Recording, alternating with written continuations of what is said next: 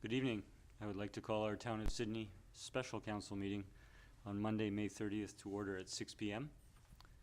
And hello to colleagues on council, all here in the chamber this evening, to members of staff, both in the chamber and who may be joining us online, and to members of the public in the chamber and also watching the live webcast, or if they are watching a recording of the meeting as later posted on our website. I'd like to acknowledge with respect that we're holding this evening's meeting, and indeed our Town of Sydney is in the territory of the Designations Nations, represented today by the Sartlip, the Sawat, the Pakwitcha Nation, the Sycam Nation, and the Malahat Nation. And we express our gratitude to the nations for their stewardship of these lands and us living and working and playing in these lands. In looking to approve the agenda, we do have 3 pieces of correspondence received after the agenda was posted last Thursday afternoon, and would have those considered as items appended to this agenda.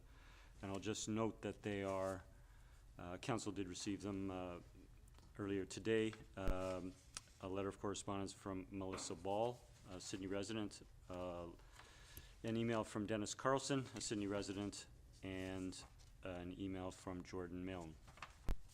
And with that, I would look for a motion on the agenda, please. Move approval of the agenda as amended. Second. Moved and seconded. All in favor? None opposed. The motion carries. Thank you. We'll turn to our regular public participation period, where we do provide an opportunity for members of the public to address council. We ask that you come to the microphone, speak for 4 minutes. Provide your name and address. There is a switch just to activate the microphone and the light turns red. And with that, I will call for a first time if there's anyone wishing to address council this evening. Please come forward.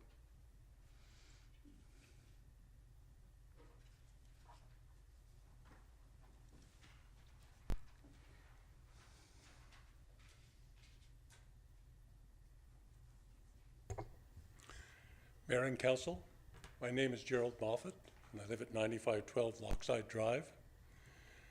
I believe the OCP needs further improvement with regard to the Cedarwood Motel site. I have no concerns with the west section of the site that is designated townhouse residential, but I do have concerns with the east section designated neighborhood commercial. In the revised OCP, the neighborhood commercial part of the Cedarwood site is enormous. 5,400 square meters, 58,000 square feet, over 1.25 acres. For comparison, this is more than 5 times the current largest neighborhood commercial site, the one at Malaview and Resthaven. Further, the Cedarwood has a 270-foot frontage on Lochside, a very long frontage. This makes the Cedarwood site unique, and I think it deserves some special treatments. The area designated neighborhood commercial in the revised OCP is far, far greater than any conceivable use for neighborhood commercial purposes. The current zoning bylaw only permits a maximum of 300 square meters for that purpose, spread amongst 3 possible units. That's less than 6% of the site's area. The other almost 95% of the site will be used for residential purposes. Commercial use is just the tail of the dog. The OCP policy should reflect this and concentrate on the residential aspects and not let the commercial tail wag the residential dog. In the revised OCP, objectives 8.2.1 and 8.2.2 emphasize the neighborhood commercial should be compatible in form and scale with the surrounding residential neighborhood. Unfortunately, policy 8.3.1 undermines and contradicts these objectives by opening the door to 3 stories. There is absolutely no need for 3 stories facing Lochside. It would be jarring and incongruous. As background, all residential use along the entire length of Lochside is capped at 2.5 stories, as is all residential use south of Weiler. The current Cedarwood Motel itself is capped at 2 stories. And the new townhouse residential that will be on the west section of the Cedarwood site, capped at 2.5 stories. And zoning for commercial residential in R2 neighborhoods is itself capped at 2 stories. There are even more reasons for limiting height to 2.5 stories. The flood level bylaw will likely mean that there is a 3 to 5 foot berm along Lochside at the Cedarwood. Further, any commercial development is likely to have a 10 or 12 foot first floor, higher ceilings than residential.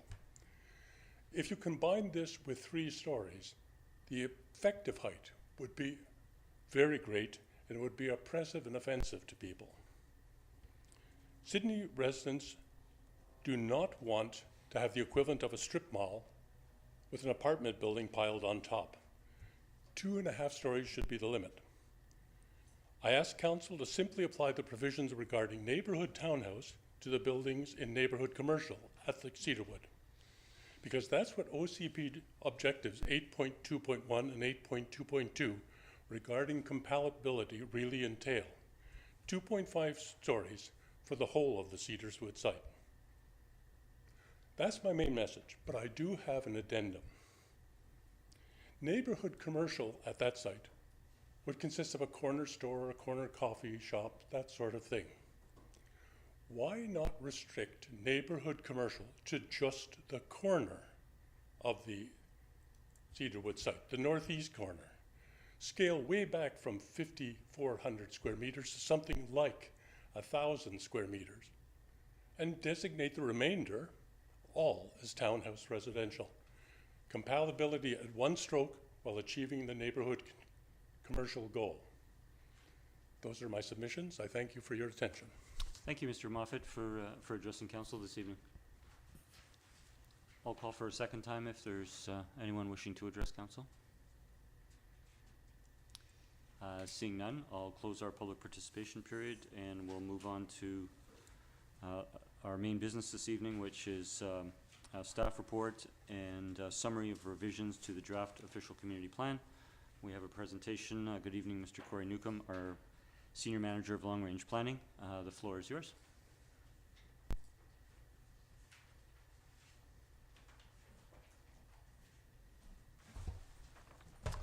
Thank you, Mr. Mayor.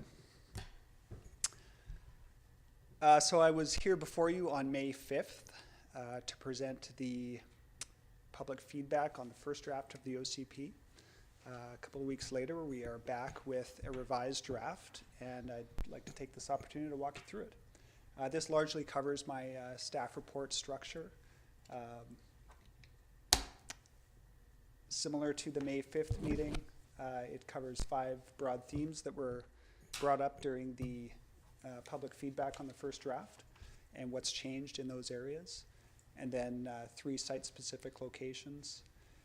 And I'd just like to point out as well that out of the public feedback that we received in March and early April, there were many, many comments. I have gone through every single one of those comments in detail and incorporated where I could feedback from the public into the draft. So it does include a lot of smaller edits out of public comments as well. So I'll just take this opportunity to work through the 5 themes in process. And the first one is the natural areas and the environmentally sensitive areas. So this issue first came up with Councillor Wainwright's comments when the first draft was presented to Council way back at the end of February. And as a result of Councillor Wainwright's comments and other comments from the public, new sections have been added to the revised draft. So there's a new context section providing an overview of the ESAs. There's new specific policy sections for each ESA with related policies incorporated into those sections. The ESAs themselves have been added to or extended, and there are now 8 in total. You can see them up on the screen here. The names have changed a bit over a few iterations, so there might be a slight difference here in this map on the screen between the draft and the staff report, but those are being sorted out. We've also added a natural features map to the body of the OCP, the draft OCP, and the intent there is to provide sort of a conceptual basis for the ESAs. Unfortunately, data regarding natural features for Sydney and the area around Sydney is not large, so we used what we could. We reached out to some government partners and tried to obtain some data from them and other sources, some of which is still ongoing. So we are trying to improve the map a bit, but it might be a bit of a longer term project to build the data up and improving that map over time. But the intent is really to show the basis for why those the ESA areas are designated as ESAs. One notable change is that the area previously shown as marine foreshore and now is sort of a category with sub-ESA areas has been changed to marine coastal. And that's just to reflect that some of the properties within that designation are upland properties and aren't right on the foreshore, but they do have an ecological connection to the coastal environment. The DP guidelines themselves have undergone a few minor edits, but they are largely unchanged, and they retain the two categories of now marine coastal and riparian, with 6 ESA areas under marine coastal and 2 under the riparian category. So just walking through the relevant council direction on the natural areas in ESA category. The first resolution was that the marine foreshore ESA be extended south to Mount Baker Avenue. That's been completed. You can see the light blue at the bottom of the map there, goes right down to Mount Baker. The next was that Resthaven Park and Resthaven Island Park be identified as an ESA and include the Lochside Waterfront ESA from the current OCP with appropriate policies. So this is completed. And you can see the right at the top of the map there, labeled as Seaham Harbour on this map, but it's been changed to All Bay Seaham Harbour to reflect that it's on both sides of Resthaven Island. And you can't see it on this map, but the Lochside ESA has been added in as well.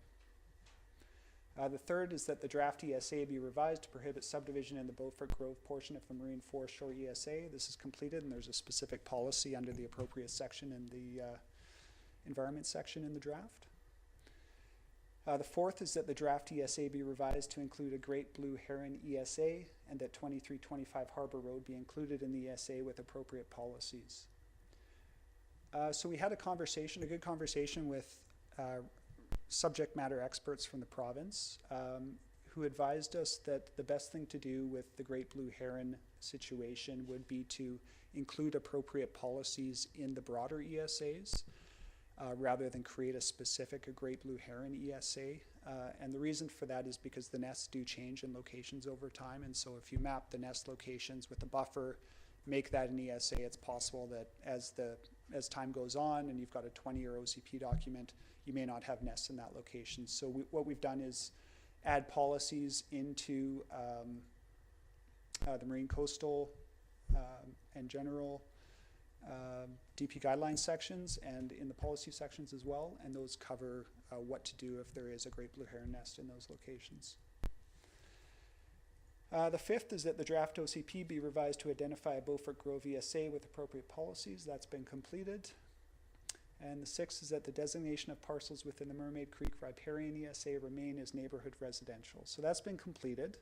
But as noted in my staff report, staff really recommend that council revisit this change and either keep the multi-unit residential designation as originally proposed in the first draft, or make this entire block between Resthaven, 5th Street, Malaview, and Amelia as retain it all as neighborhood residential.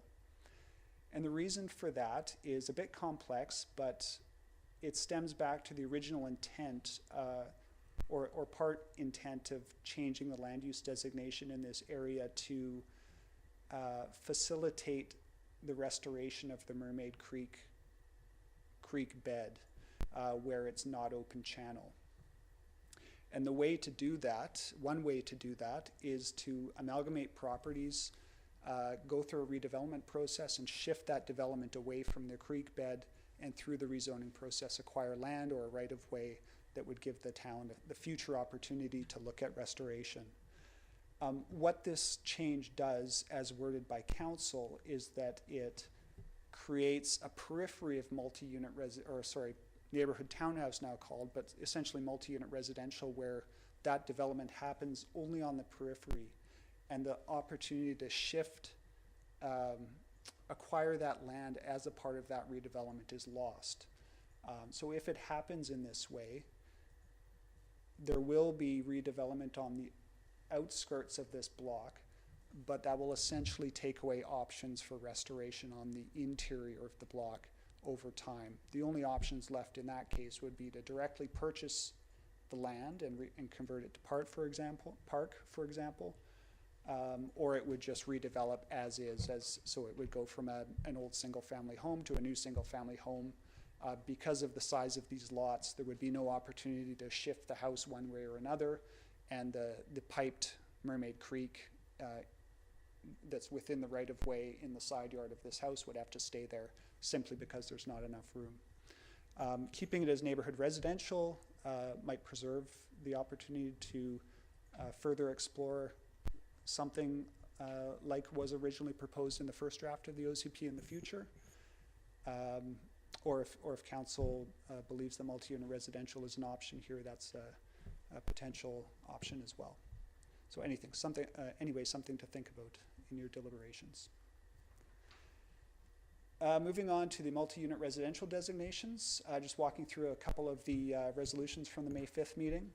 That the draft OCP be revised to amend the designation of the new multi-unit residential parcels around existing neighborhood commercial to be townhome residential with appropriate policies. So a new designation has been created in the revised draft of the OCP called neighborhood townhouse. Appropriate policies have been added in, so that is complete. That the designation of parcels adjacent to the waterfront walkway remain neighborhood commercial. Those have been changed back. It was a combination of neighborhood commercial and intensive single-family residential. Neighborhood residential and intensive single-family residential, I believe it's called. So those have been changed back to what the current OCP shows. And the waterfront walkway extension has also been removed from the draft. So those are complete. The last one that was related to this was the neighborhood commercial policy areas, and their resolution from council was that the draft be revised to remove the policy areas from the OCP, and that's been complete.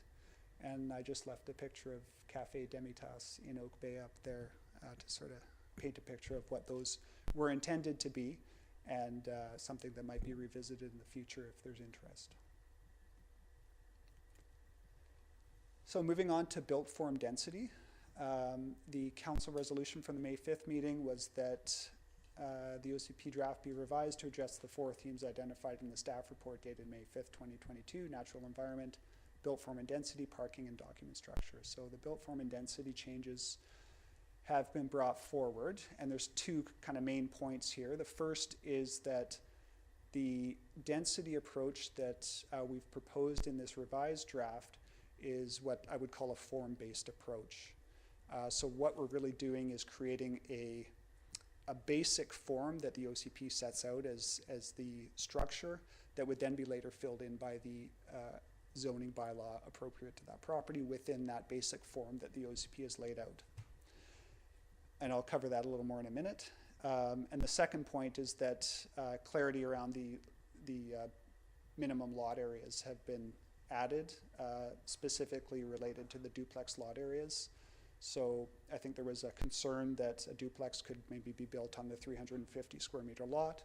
That's been clarified that no, a duplex would need a 700 square meter lot in this case as proposed.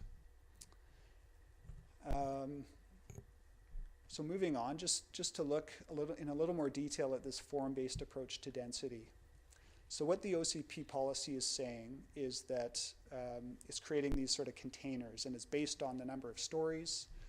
So you have here a neighborhood residential, which the policy says will be 1 to 2.5 stories. Townhouse residential, that should say neighborhood townhouse, sorry for that. Also the same at 1 to 2.5 stories. Multi-unit residential at 1 to 4 stories as per the policy. And then downtown commercial, as per the height map, would be 1 to 4 stories with the potential for 5 if there's a significant amount of affordable housing included. So those containers are created, and then the zoning bylaw fills in those containers with the details of development. So you have, for example, the R1.1 zone in the neighborhood residential designation, 1 story, 1.5 story house, 2.5 story house. Within that container, you're articulating the setbacks, the lot coverage, those kinds of things. Same with the neighborhood townhouse. Again, excuse the error there. That would be sort of analogous to the R5 zone. And again, you're talking about the setbacks, the lot coverage, all the things that go within that 1 to 2.5 story container that the OCP has articulated. The zoning bylaw is filling in those details, and so on and so forth with the multi-unit residential and the downtown commercial. So that is sort of a built form approach where you're sort of saying this is what the scale of development is going to be. And the reason staff have proposed that approach was because looking back through a lot of the comments, the chief concern from the community that I saw in the comments was a concern around heights and the number of stories and sort of overshadowing and stuff like that. There are other ways to articulate density in an OCP and a zoning bylaw. A couple of them are here. So floor area ratio is one, units per hectare is another. Our current OCP has units per hectare partially in there, and the current zoning bylaw uses floor area ratio. These are fine measures of density as well, except in that they don't get towards specifying a built form. They provide a pure density measure, the number of square feet of floor area, for example, or the number of units on a property. And so you can see that in this image at the right here, floor area ratio, all 3 of these top images are a floor area ratio of 1, but it's a very different built form on each lot. So you're, depending on other parameters of the zone, you could have a 6-story house at 1, or a 6-story building at 1 FAR, for example. So I think what this draft revision of the OCP is trying to do is provide a very visual sense of what development will look like. The zoning bylaw can then fill in those details, working together with that OCP policy. So these measures don't necessarily articulate a building form. It's really a combination of the OCP and the zoning bylaw that do that together. These can certainly be added. They could be added in concert with the current policy. They could be added instead of the current policy. It's just simply a different way of articulating how much density would be on the site. The drawback to these, of course, is that by themselves, they don't specify that sort of scale of development as well as a specific number of stories would. So moving on to the last 2, parking and document structure. 2 parking specific policies have been added to a new specific section. I think it's called Managing Motor Vehicles. We did a review of some other OCPs and some other policy just to make sure there wasn't any big gaps in parking related policy. I think, as I mentioned last time, there really is no magic bullet around parking. It's an ongoing management thing. So that section's there, and hopefully it is addressing the community's needs. And then the last was that the document be restructured, which it has. It's a very similar structure now to the current OCP. That will certainly be helpful, I think, in comparing this OCP to previous versions. They use I think the last 2 or 3 OCPs that Sydney has had to use a similar structure. And I hope this is a more understandable and easier to access document structure as well. Moving on to the 3 site-specific locations, the Cedarwood Motel, 2325 Harbor Road, and 2125 Beacon Avenue West. Council direction from the Cedarwood Motel regarding the Cedarwood Motel was that the draft OCP be revised to provide additional guidance on the form and density of the Cedarwood Motel site. So that's been done, not specific to the Cedarwood Motel site, but specific to the neighborhood commercial designation at 1 to 3 stories, and specific to the neighborhood townhouse designation at 1 to 2.5 stories. And then additional policies have been added to both the residential section of the OCP as well as the neighborhood commercial section of the OCP, providing some policy guidance around how development should be integrated with the existing neighborhood. 2325 Harbor Road, the council resolution was a bit of a long one, but it was that policies be added clarifying that the intent is a small mixed-use building providing a transition between Harbor Road Marine Industrial and the adjacent residential area, and that land uses with potential to create significant noise or disturbance are not permitted. And that it remain in the Harbor Road Marine Industrial designation. So it has remained in that designation. The designation has been slightly renamed to just Harbor Road Marine to reflect a broader approach to that area. I think out of this process, the OCP update process, staff have looked very closely at how to retain that sort of industrial feel for the Harbor Road Marine area. The name change to Harbor Road Marine Industrial was one of those sort of indicators that the town would like to retain that basic land use. But I think this process with 2325 Harbor Road has sort of articulated that there's other factors at play. And so in addition to the name change, there's some objectives and policies added to the relevant sections to clarify that on the south side of Harbor Road, there really is a more delicate situation that needs to be addressed with some specificity, both through policy here and in the future zoning bylaw. Last one is 2125 Beacon Avenue West. So that the policy or the resolution for that was that the land use designation be changed to airport commercial, and supporting policies for this designation be added to the draft. So the designation's been updated as per that resolution, and policies have been added. And the intent of the policies is to help integrate that airport commercial sort of unique situation with it being on federal land into the town's existing MOU with the airport authority, and applies some design guidelines when the town does comment on developments on that piece of land. Some other amendments to the draft to touch on. As per council direction, the policy to consider ground floor residential in the downtown has been removed.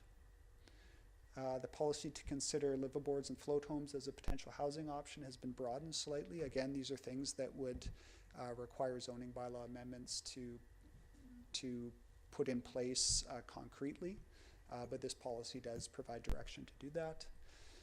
Some additional trails have been added to Schedule B, the parks, open space, and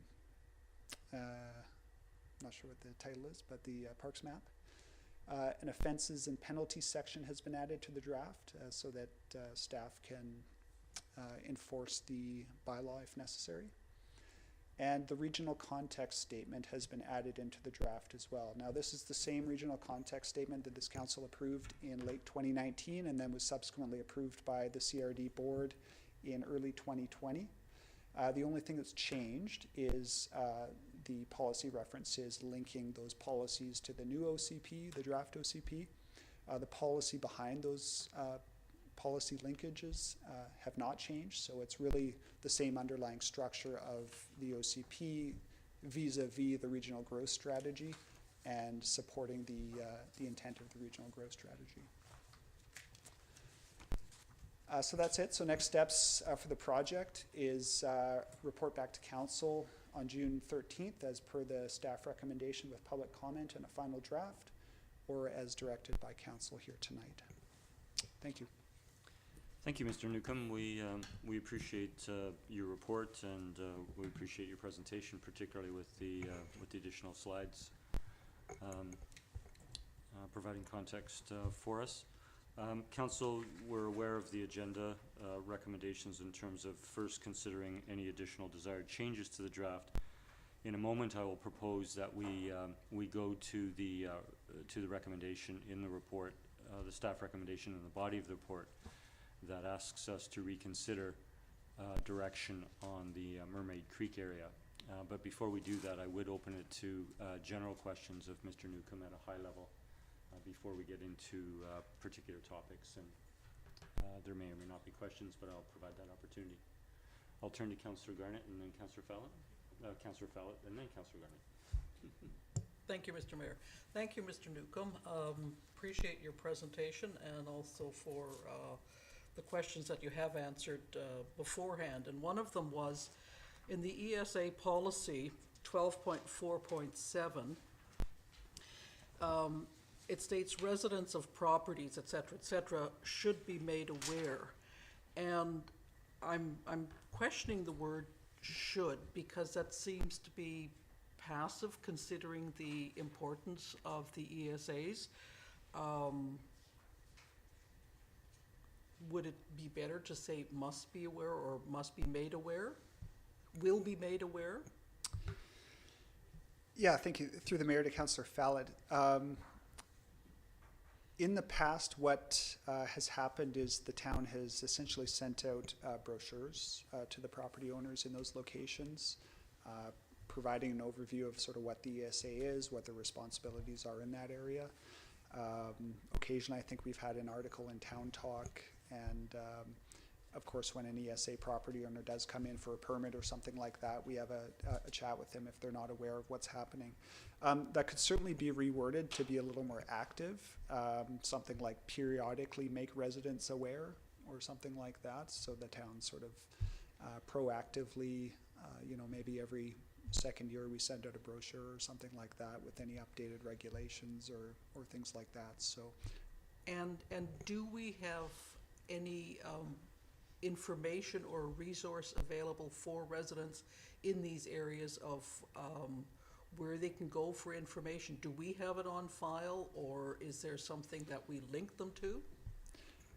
we do have information on our website related to the ESAs. I would say it's probably not as comprehensive as the brochures we've sent out, so that's something we should probably look at to update and just make sure people have an easy go-to place to access that information. The FAQ that came out of this OCP update process is, I think, a good basis for that. It provides all sort of the questions that a homeowner might need to know doing a project or something like that. So we'll definitely look at that. So, and why don't we do restrictive covenants for properties in ESA like we do for the Harbour Marine and the airport, West Side Sydney, regarding the noise that comes from the districts they're in?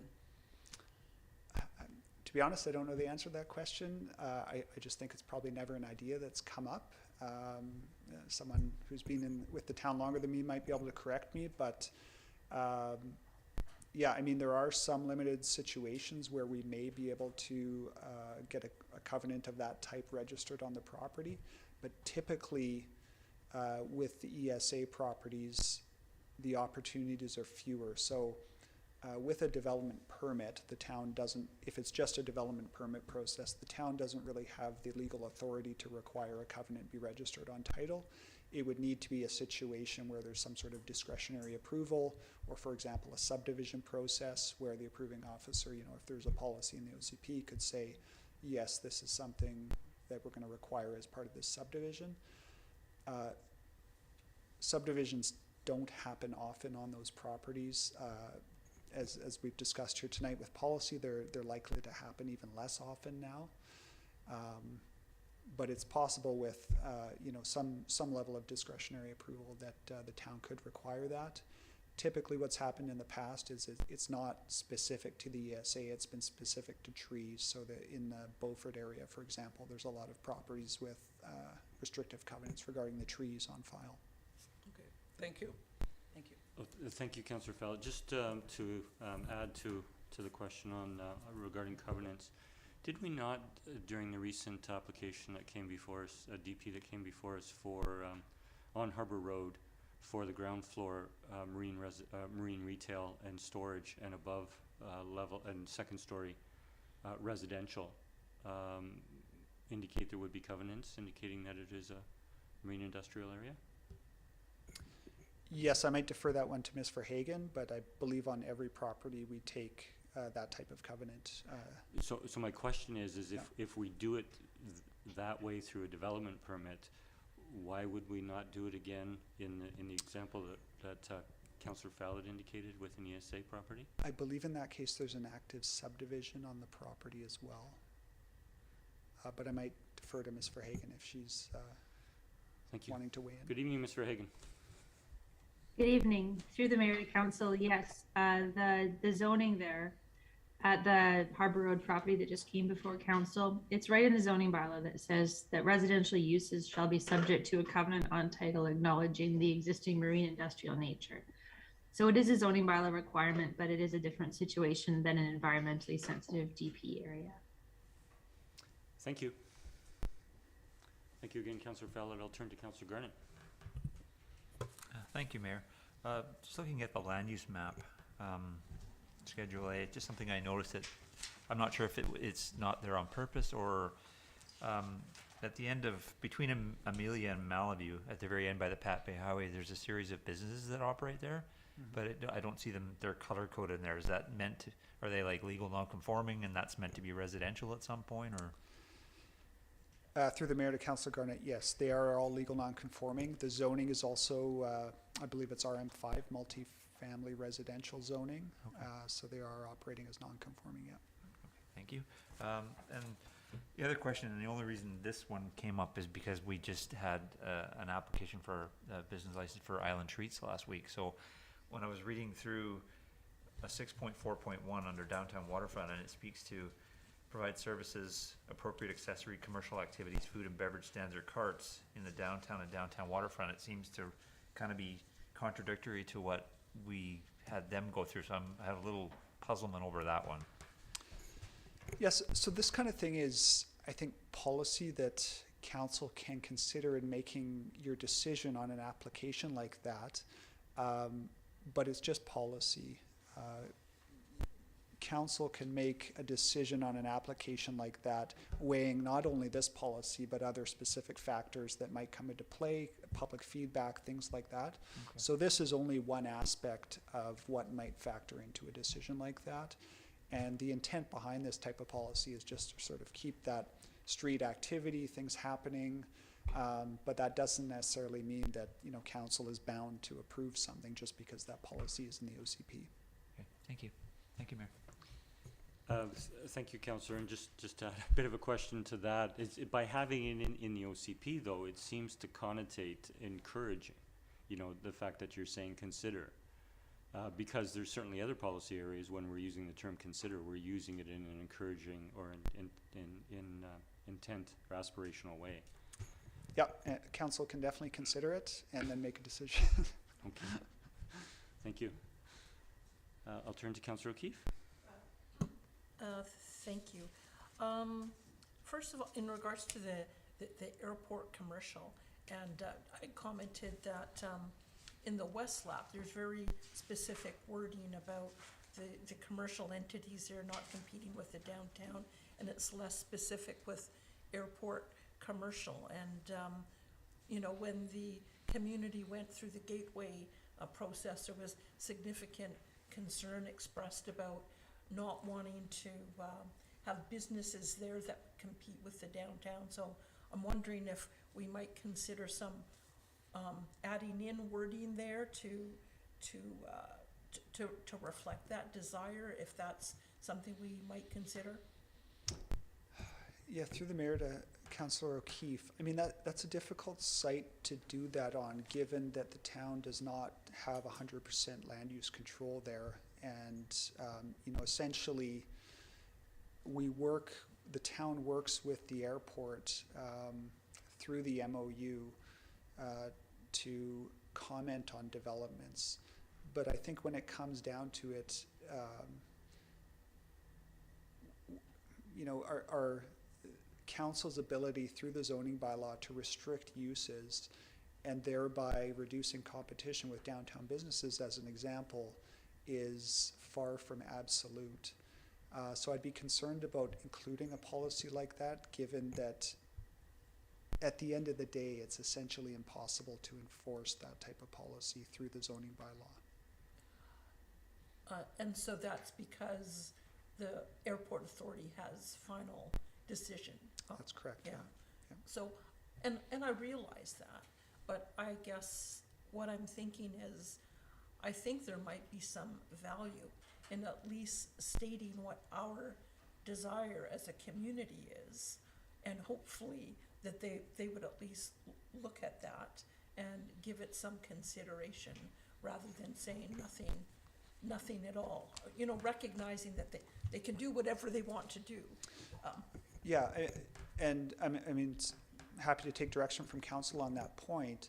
I think this goes back to the original proposed designation of this site as downtown commercial, and sort of recognizing that, you know, at the end of the day, the town doesn't have that final land use authority, and so let's try to link this site as much as possible and make it part of the downtown, and provide, if the opportunity arises, provide that greater connection across the highway, and look to draw Sydney together rather than say this is a separate area, given that the land use situation is what it is. But again, happy to take direction from council.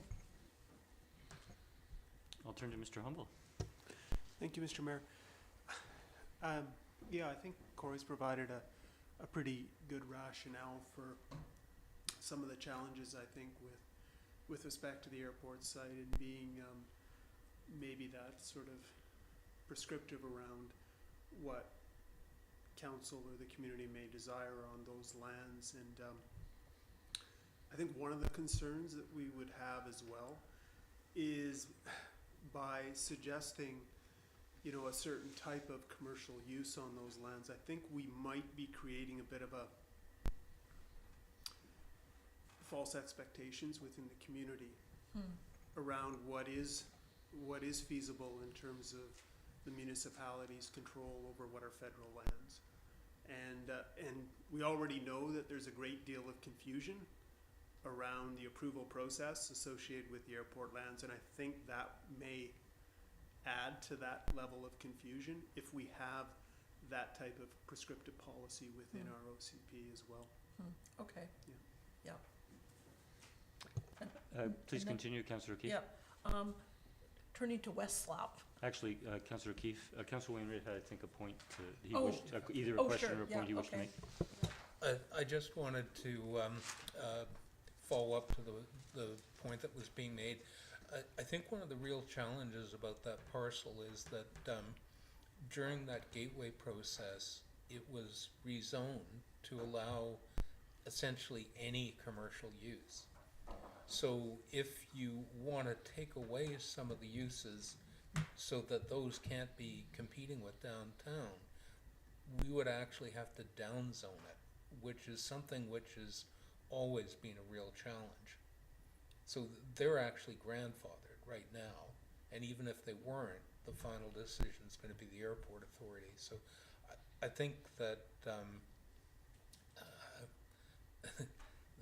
it's basically too late to close the barn door on that one. Thanks, Councillor Wainwright. Go back to Councillor Keefe. So going to back to West Slap again, and so my question was about, so there's the multi-unit at the end of the cul-de-sacs, and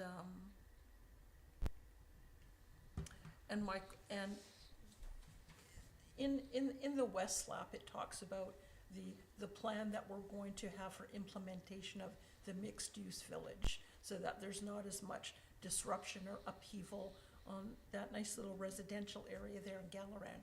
And so I think it's a good idea, you know, what staff have proposed for the transition from multi-use, start the north, west, and south, that makes sense. And so what I was wondering is, since we recognize possible disruption due to the implementation of the multi-use, I'm wondering if there's, if we've thought about how the implementation of the multi-unit residential is going to impact on that area as well. And so if there's ways that we can make that transition, just kind of like we're thinking with the mixed use, to kind of mitigate that for that community. Well, I would argue that the transition is somewhat built into the land use designation. So the other policy you're talking about is speaking to the West Sydney Mixed Use Village designation and how to transition in from there.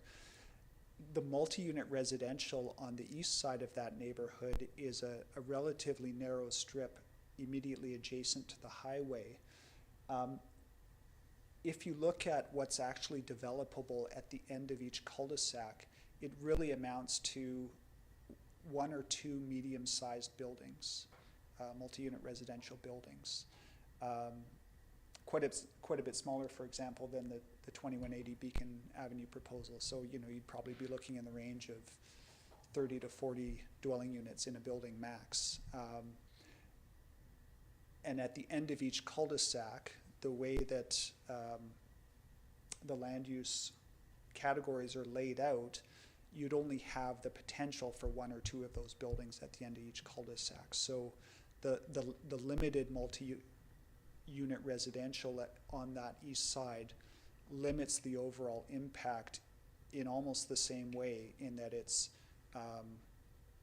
and this is over time as well, so you're not gonna have all of that develop at once, but you might have one up on James White develop, and in a 2 or 3 year period. Obviously, there's some construction disruption there. That's unavoidable, unfortunately. And then ongoing disruption might be just an increase in traffic from a 30 to 40 unit building. Generally, I would say people overestimate the amount of traffic impact it's going to have over time. It would not be a all of a sudden sort of thing. It would be a very gradual increase in traffic as the whole neighborhood develops. So I think that the fact that that multi-unit residential is in a narrow strip, and that in order to do those developments, 2 or 3 lots would need to be amalgamated, and there's only 4 to 6 lots at the end of each cul-de-sac, limits the potential for overall impacts to the neighborhood. Okay, that makes sounds, sense. that sounds better. And I guess also I would imagine with the mixed use, those are potentially bigger buildings. They include businesses, so those would have more traffic perhaps than the multi-use residential, so. Well, I think it's somewhat subject to the zoning bylaw, obviously, Right. and what this council or a future council decides to do with regard to that. If you look in the West Side Local Area Plan, the lots are envisioned to be large enough that the town can acquire some parkland or trail with them. So it certainly wouldn't be single lots if it follows the concept in the West Side Local Area Plan. But it could be 2 lots, it could be 3 lots, and that's work that needs to be done to look at what is sort of the ideal development size that's going to fit into the neighborhood. Yeah, okay, well, that's good. Yeah, because just looking at the map, and you see this, section of multi-unit, and so I think it's good for the community to know that we're not planning on putting up 151 or 41 units, like you say, in the end of those cul-de-sacs. Yeah, and there's not only geographic breaks in where development happens, but there's also temporal breaks. So over time, it Yeah. happens as well, Yeah. which spreads things out. Yes, okay, Somewhat. thank you for that, yeah. Thank you, Councillor Keefe. Councillor Fallon? Thank you, yes.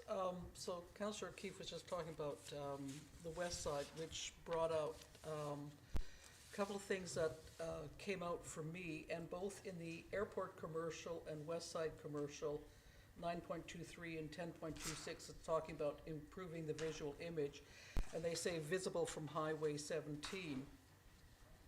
And I would like to see that it also says, and Beacon Avenue West in those sentences, as part of the enhanced gateway to Sydney.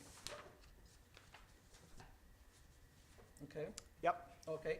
And then further on, for the west side mixed-use village, under objectives, I would add to improve the visual image visible from Highway 17 and Beacon Avenue West, and ensure their future development provides an enhanced gateway into Sydney, including high-quality landscaping. That is elsewhere on, I guess that's under airport commercial, but it's missing that in the west side mixed-use village.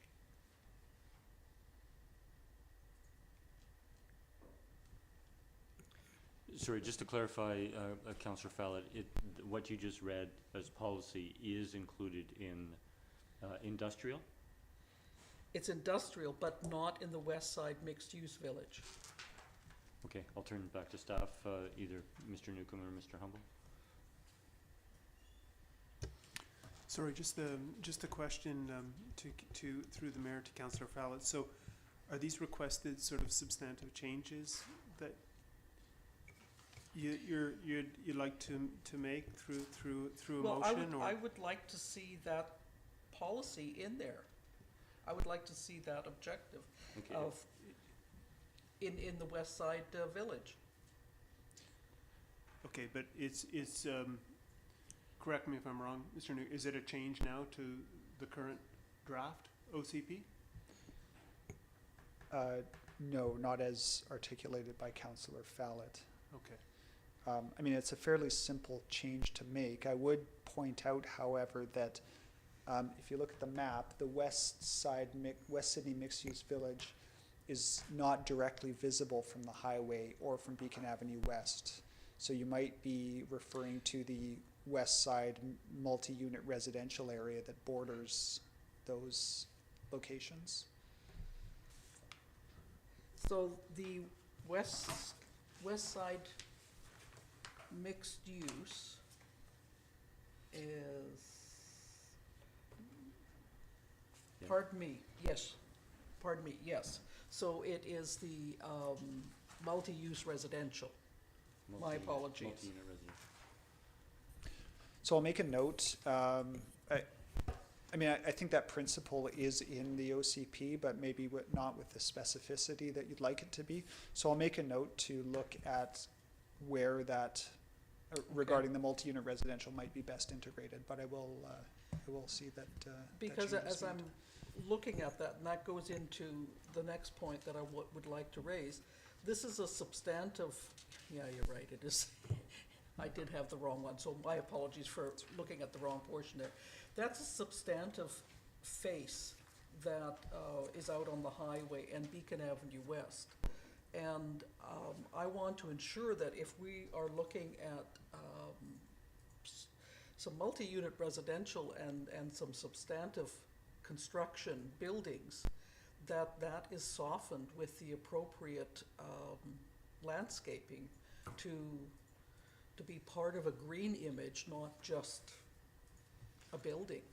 Can, My sense is that the buildings are going to maximize their space, but if we tell them, we also want to make sure that we are dealing with the green space in Sydney. We talk about parklets and everything else, and I'm not asking for a parklet there, but I'm saying that needs to have a respect for landscaping.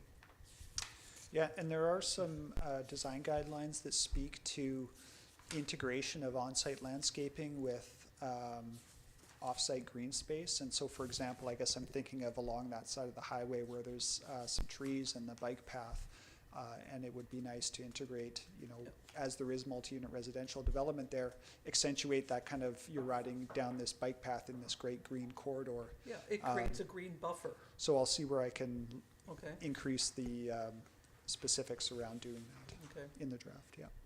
And if the next part is, just before we go to that, to Councillor Fallon, if Okay. I can just, if I'm understanding correctly, then you did read out policy with regards to the industrial, and you're asking for that policy to be included in West Sydney multi-unit residential because it borders on the highway and on Beacon Avenue West. correct. Can I suggest a motion to add that policy section that is in the West Sydney industrial to the West Sydney multi-unit residential? I appreciate Mr. Newcomb has noted it, but Certainly. I think it's, rather than having this conversation, we have it as a motion. Okay, then I make that motion that we include that policy. Second? Further discussion? All in favor? None opposed, motion carries. Please continue, Thank you. Councillor Fallon. So, the next part that I'm looking at concerns both the airport commercial and the same tract of land. That's on Beacon and Pat Bay, Beacon Avenue West and Pat Bay. And we've got green space across the street, that is along the Lochside Trail by Mary Winspear, and then that little piece of, there's a triangular green space behind the dollar store at the cul-de-sac to Bestridge Place. Could we have the same sort of green space on the west side? I'm not asking for a particular size of tract of land, but what I'm looking is to ensure that there is a green face, a green buffer of, this is Sydney, this is a gateway to Sydney, that we have a piece that goes, sort of a triangular piece on those corners. Is that a feasible thing to request of the landowners, is what I'm saying, yeah. Yeah, I mean, that's a tough one to be specific about at this point, given that, you know, some of the issues that were discussed earlier with, you know, the Victoria Airport Authority being having the final say on the airport commercial site, not knowing the specifics around, for example, to the north side of Beacon Avenue West, there is no zoning bylaw specific to that site as of yet. So it's difficult to say, you know, how something like that could be incorporated on private property, and whether, you know, would there be interest in that from the property owners? I wonder too about, there is a substantial highway boulevard there, and in some cases there are some trees within that highway boulevard. I don't know the Ministry of Transportation's position on new trees in that area. You know, are there setbacks for the trees? Are there sightline issues? I do think that the policy suggestion and the resolution that's just been passed out of that could sort of take a, you know, double duty and look at that idea as well. Okay. And see if there's, you know, a policy basis for having that considered in the future. Just a follow-up question, would that in essence still be putting that policy within multi-unit residential and not really be applicable to a large portion of our existing multi-unit residential? I guess I would have to look at some options for where it might fit best.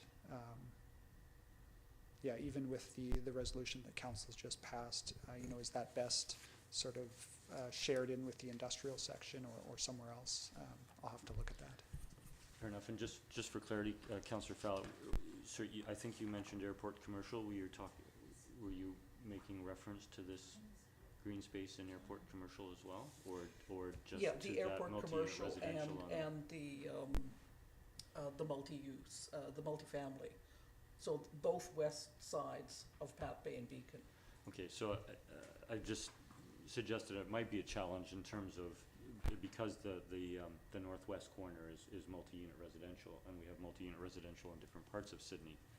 Putting this policy in multi-unit residential doesn't necessarily have applicability. It's that specific corner. It's site specific, but airport commercial is that separate, approximately 10 acres.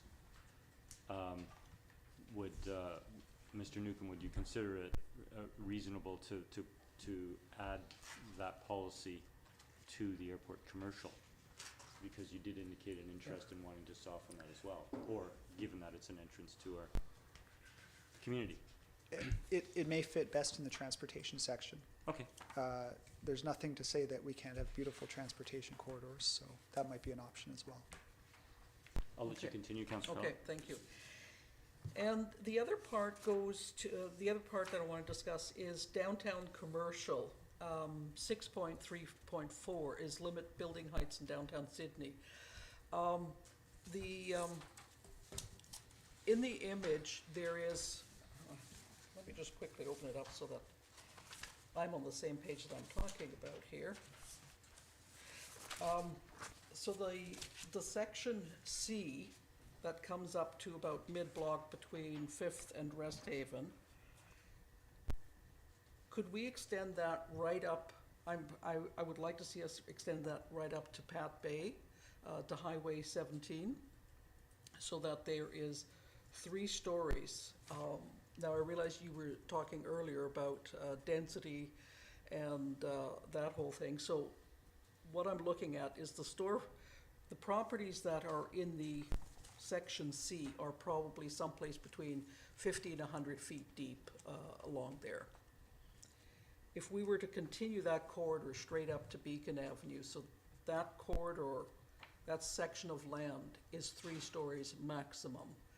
And so in other words, it bisects Section A right now. So Section A, which has the 4 with a possible 5, would continue, but the first 50 to 100 feet of a development would be a maximum of 4 feet,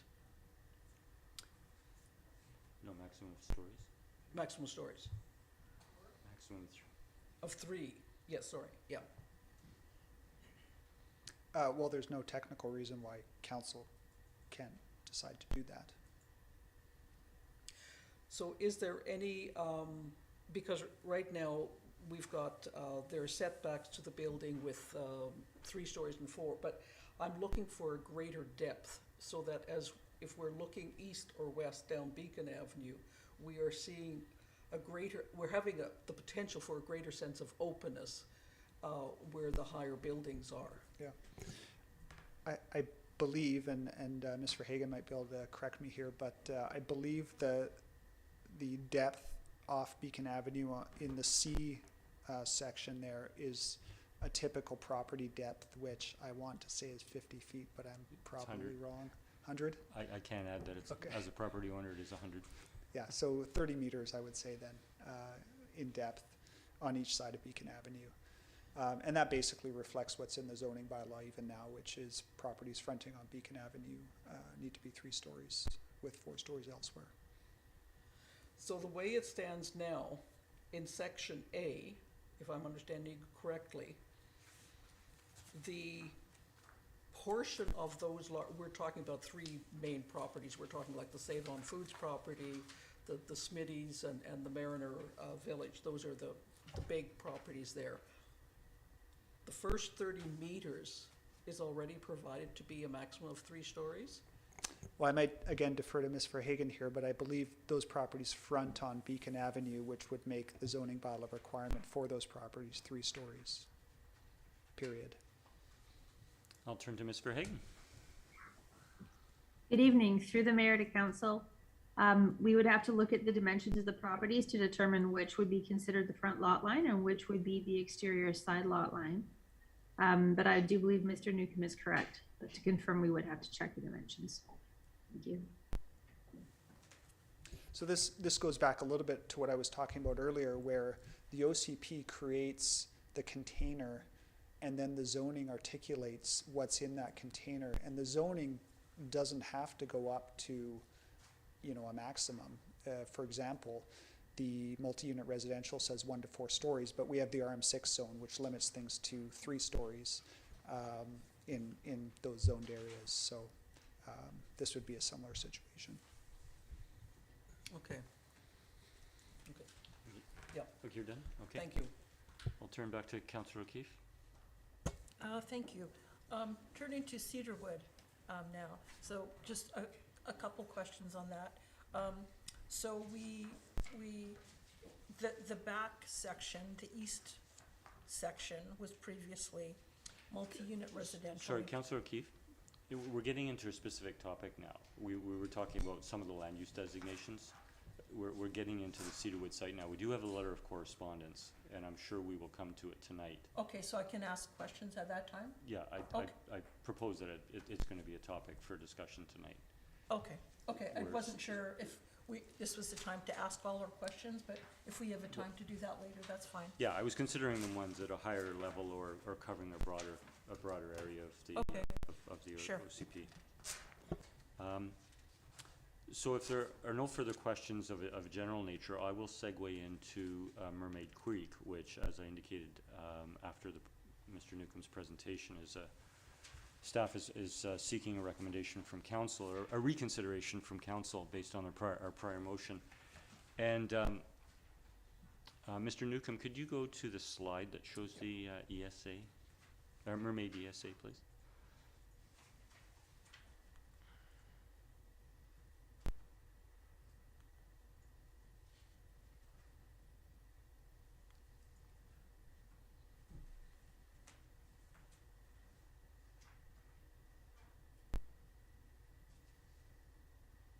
That's the one.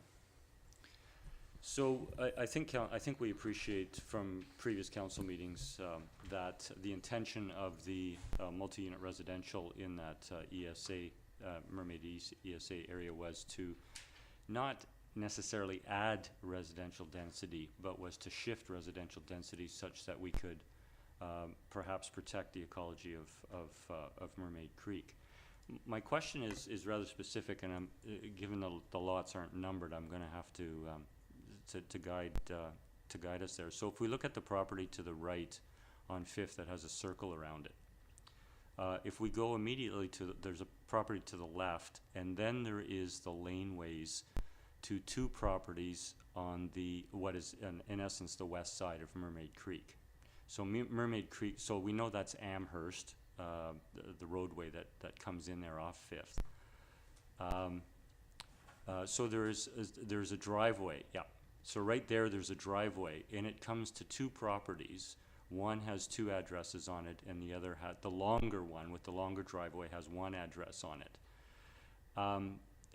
Can you speak, Mr. Newcomb, to the challenge of if you did go to multi-unit residential to try and shift density, how you can do that when you in essence have two layers or a depth of two properties off Resthaven, even though the access is on the other side of Mermaid Creek? How you would only be able to daylight Mermaid Creek if you actually built a bridge over it. So in that case, with the panhandle lot to the south and then the sort of wedge-shaped lot to the north, Yeah.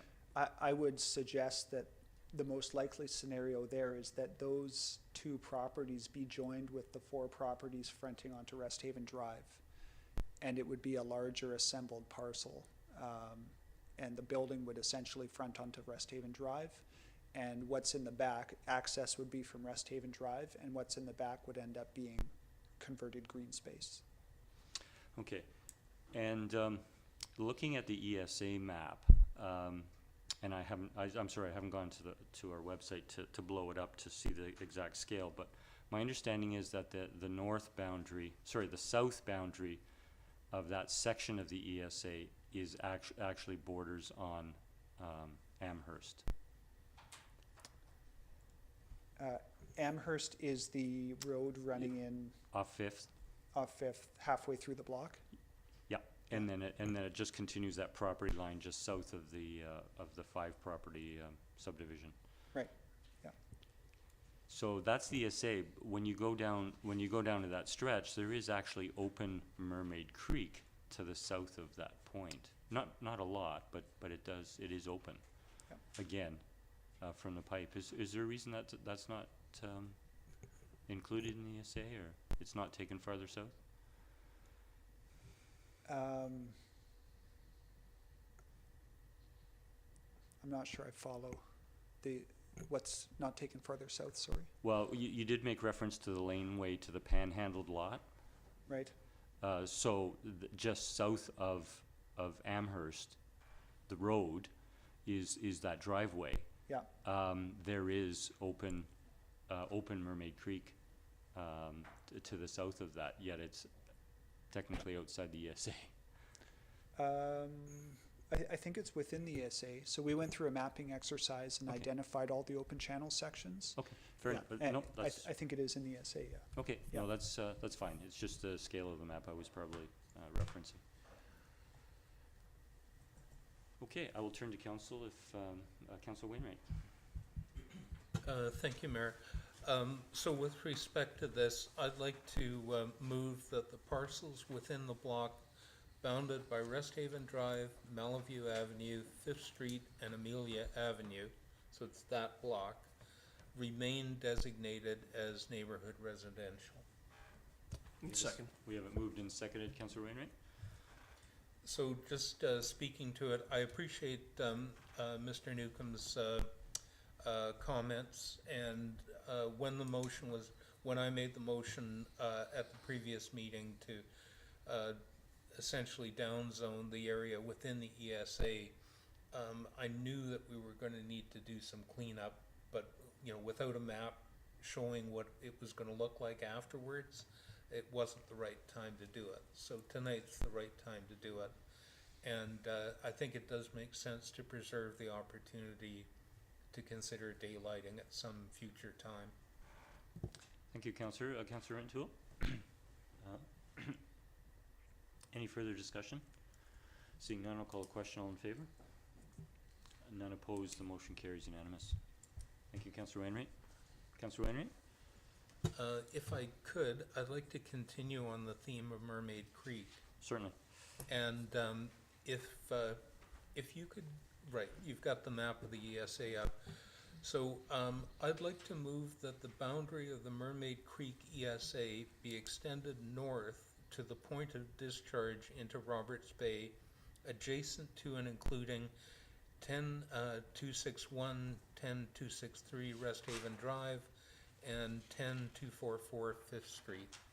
And basically, those are the two parcels on either side of the discharge. The mouth. Do we have a seconder? Second? Seconded by Councillor Duncan. Councillor Wainwright? So just to explain the rationale for that, that section of Mermaid Creek is clearly riparian. If you look at an aerial photo, it's clearly channelized right up to the point where it discharges into Roberts Bay. So it would be appropriate for our riparian guidelines to apply, and that won't happen unless we extend the ESA. So there'll be a bit of overlap with Roberts Bay ESA, but it'll be a different set of guidelines. It'll be the riparian ones. So I think it's the appropriate thing to do. Thank you. Councillor Duncan? Seeing no further discussion, I'll call a question. All in favor? None opposed. The motion carries unanimous. Councillor Wainwright? I've got a couple more. So the next one is with respect to policy 12.3.8. This is the policy that refers to great blue heron nests in the ESA. And I'd like to move that policy 12.3.8 be amended to also include bald eagle nests. Second? Moved and seconded by Councillor Fallett. Councillor Wainwright? Thank you, Mayor. The environmental features map actually has got shows the location of one of the bald eagle nests. They are protected. It's appropriate to mention them in that same guideline. Thank you. Councillor Fallett? Yep, no, that's fine, thank you. Seeing no further discussion, I'll call a question. All in favor? None opposed. That motion carries. Okay, now I'm going to turn to the Galaran neighborhood, and if you could, actually, I'm not sure the land use map is going to help us because the scale isn't maybe all that helpful. But so the issue that I'd like to raise is with respect to policy 7.3.4. And that's the policy that talks about rezonings and redevelopment, starting from the northwest and southern edge of the West Sydney mixed-use village. Yep. The way the motion is worded, it refers to John Place as the southern boundary. And I guess I have the concern that I think that the redevelopment should happen from the edges, and the southern edge to me is Beacon. The way it's worded right now, it would be possible for redevelopment to occur mid-block on John Place on the south side, because that's not the West Sydney mixed-use village. So here's the motion I'm going to float. I'll move that policy 7.3.4 be amended to read, consider rezonings and redevelopment on properties in the residential neighborhood north of Beacon Avenue and west of Highway 17, beginning from Galaran Road, Beacon Avenue West, or Henry Avenue West. Do we have a seconder? I'll second for discussion. Thank you. Councillor Wainwright? I think it Yes. would help if I read it back again. Certainly. So consider rezonings and redevelopment on properties in the residential neighborhood north of Beacon Avenue and west of Highway 17. So that's the Galaran area, and it's the whole Galaran residential area, whether it's multi-use or the mixed use, doesn't matter. And then it says beginning from Galaran Road, that's the west, Beacon Avenue West, that's the south, or Henry Avenue West, that's the north. So the way that's worded, you couldn't actually start with one of the multi-use residential, for example, at the end of Airedale Place, because that's starting from the east, okay? But I don't think that's unreasonable, and it says consider, so the council of the day has some flexibility anyway. But I think this is clearer and avoids that possibility of starting in mid-block in John Place. Thank you. Thank you, Councillor. Seconder, I'm sorry, who's the seconder? Councillor Rintoul?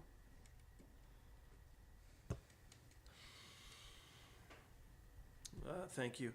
I'm not sure. I understand the intent of the motion. It's not clear to me if it may be somewhat restrictive on opportunities. I recognize the word consider, as you pointed out. I mean, I concur with your statement, regarding identifying Beacon Avenue West. It's some of the other changes in the wording that I may not be comfortable with, so I'll wait and see if any other colleagues have comments or similar reservations. Thank you. Thank you, Councillor Rintoul. I'll turn Councillor O'Keefe and then myself with a comment. Thank you. So I'm just seeking some clarity. I thought I had it, but then when you mentioned Airedale Place,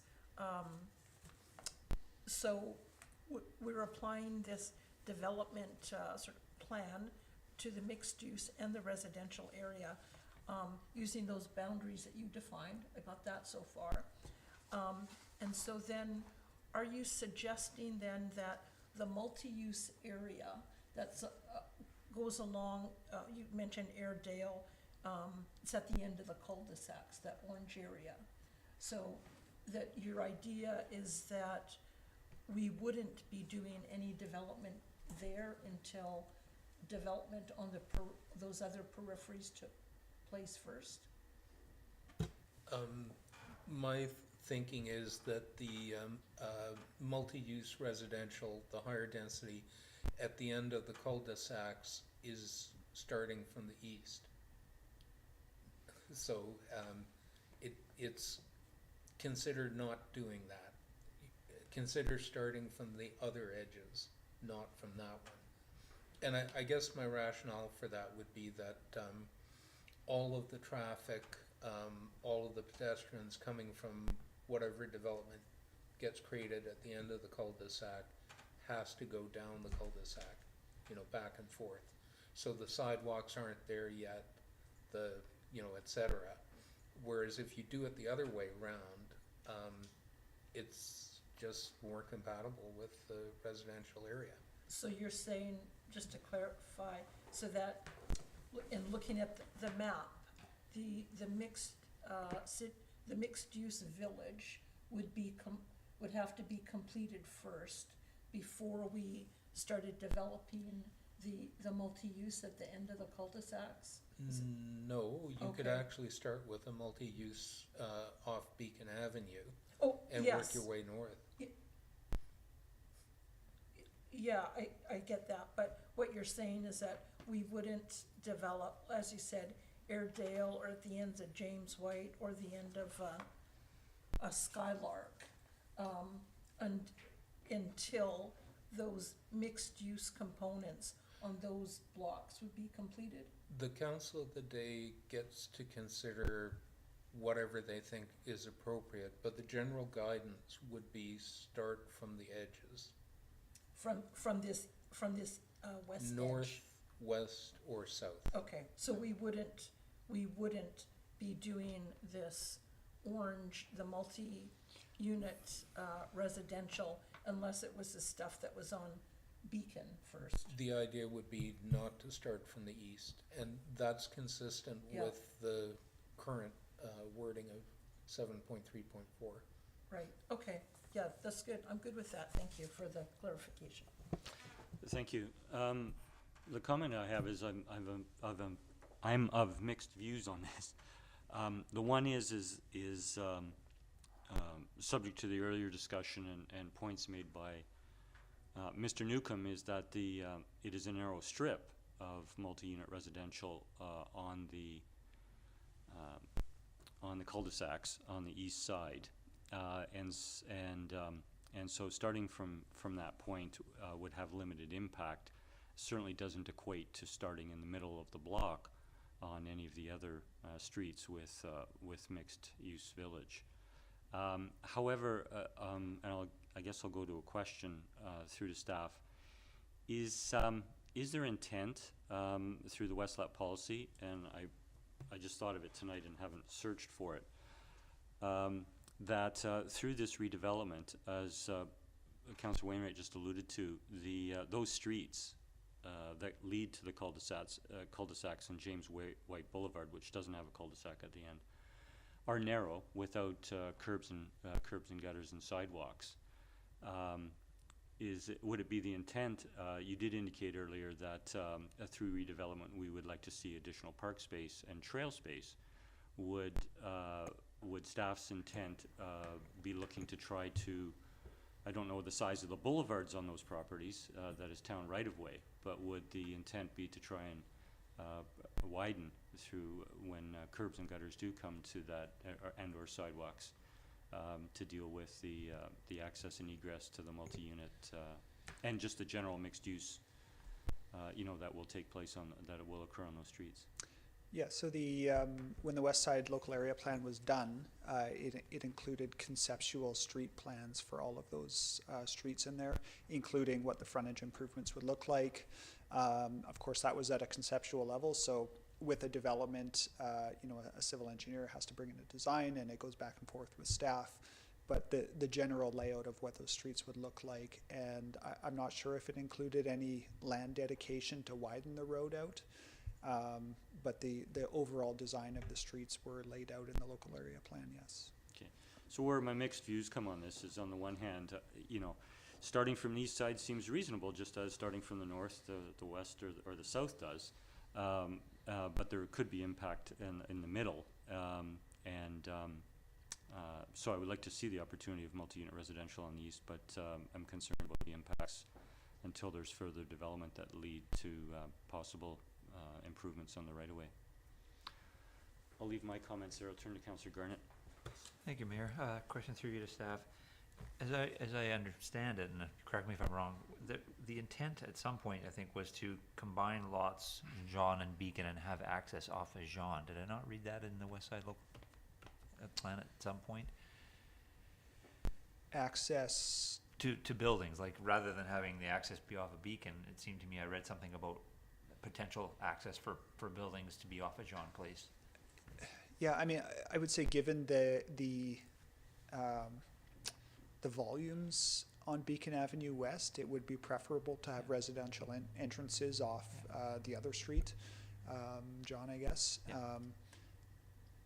But yeah, I mean, no detailed work has been done to look at, what that might look like practically speaking, but That's always been one of my concerns, especially as we get closer to the highway.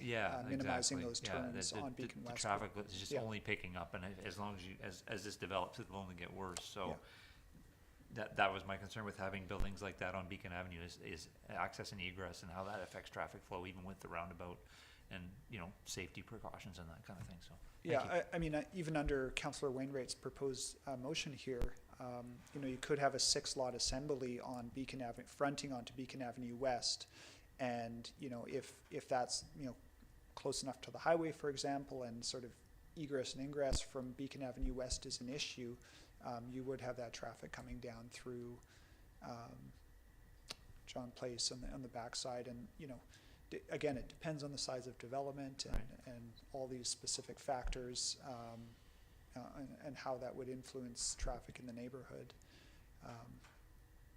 But I mean, staff don't have any concerns with this motion as worded. I think there's, that word consider is in there, and I think it's possible that a project could come in that has a substantial land assembly and good separation from existing single family. Right. That might be great, and it might not be exactly on Galleran. It might be somewhere less to the west, and the council of the day could consider those factors. And so staff don't have any concerns, I think. Great. Yeah, no, I'm just thinking in my brain now that if something was to come forward after the OCP was adopted, we could potentially have roadwork at Galleran, the roundabout, and a building on Beacon, and that would be an absolute nightmare. So hopefully that doesn't happen. But anyways, thank you for your answer. Thank you, Mayor. Thank you, Councillor Garnett, and thank you, Mr. Newcomb. So we do have the motion on the floor. Any further discussion? Seeing none, I'll call the question. All in favor? None opposed. That motion carries unanimous. Thank you. And so, if I'll ask if councillors have any, but I did want to turn to the correspondence we've received because it is specific. There is the one letter of correspondence from Melissa Ball, living on Braun Crescent, and has a question and concern with regards to multi-unit neighborhood townhouse associated with the neighborhood commercial off Kenora. And I might start this with a question to Mr. Newcomb. While the property address was removed from the correspondence, the owner indicates that that the townhouse residential would be on two sides, and there's one lot on sorry, one lot on I have to get the street name here, Bocott Place.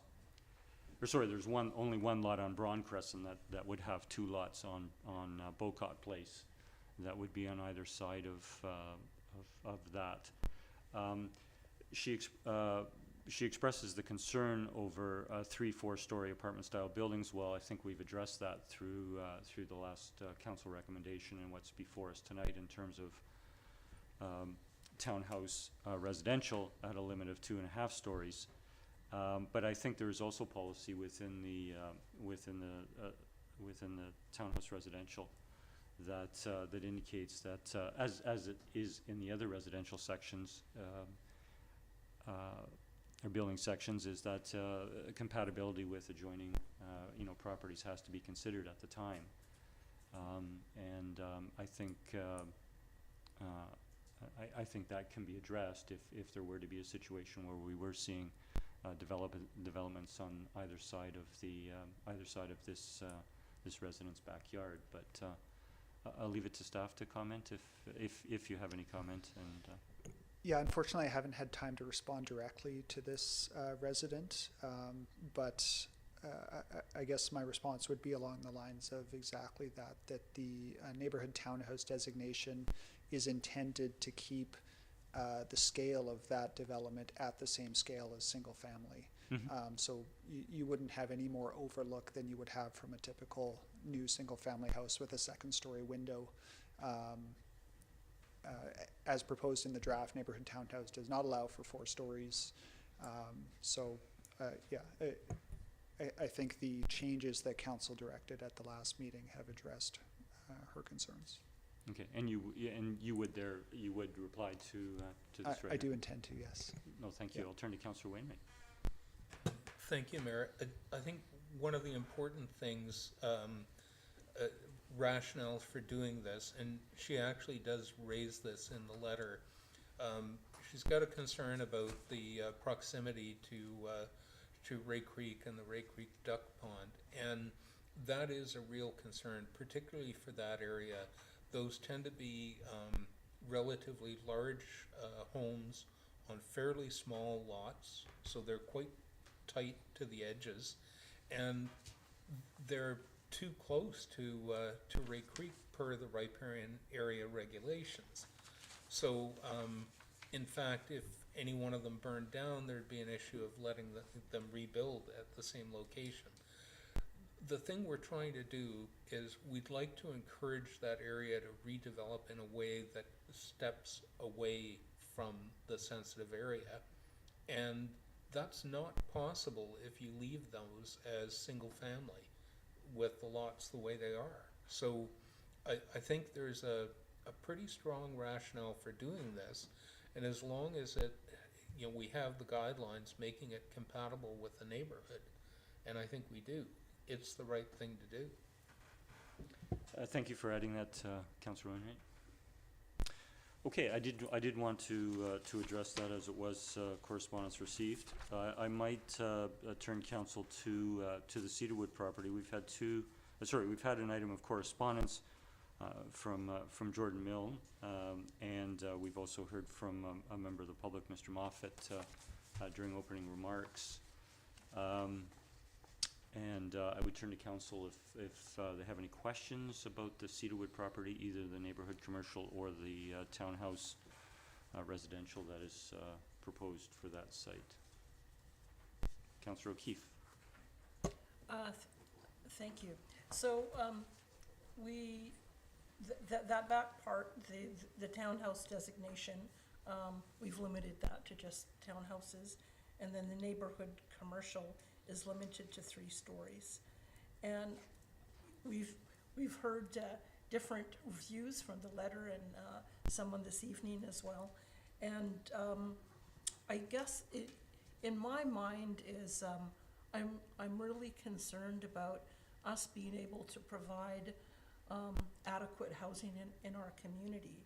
And I guess my question to staff is around, by reducing the density that's proposed on those properties. So, for example, the townhouse that was previously the multi-use, which would have provided a bit more flexibility there. And then if we were to make any adjustments to the neighborhood commercial, based on what you know on what's going on in the development community, are we putting ourselves possibly in a position where we're not going to be able to extract those amenities or those things that we want to see, like affordable housing or accessible units or rent-to-own programs, knowing that construction costs are going up?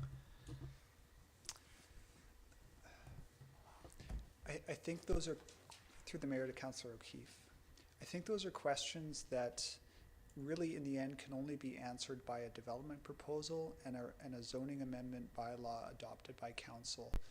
I think what the OCP is trying to do is set a level of expectation around the scale of development on not only this property but any property in Sydney. And councils can approve variances, they can approve zoning bylaws with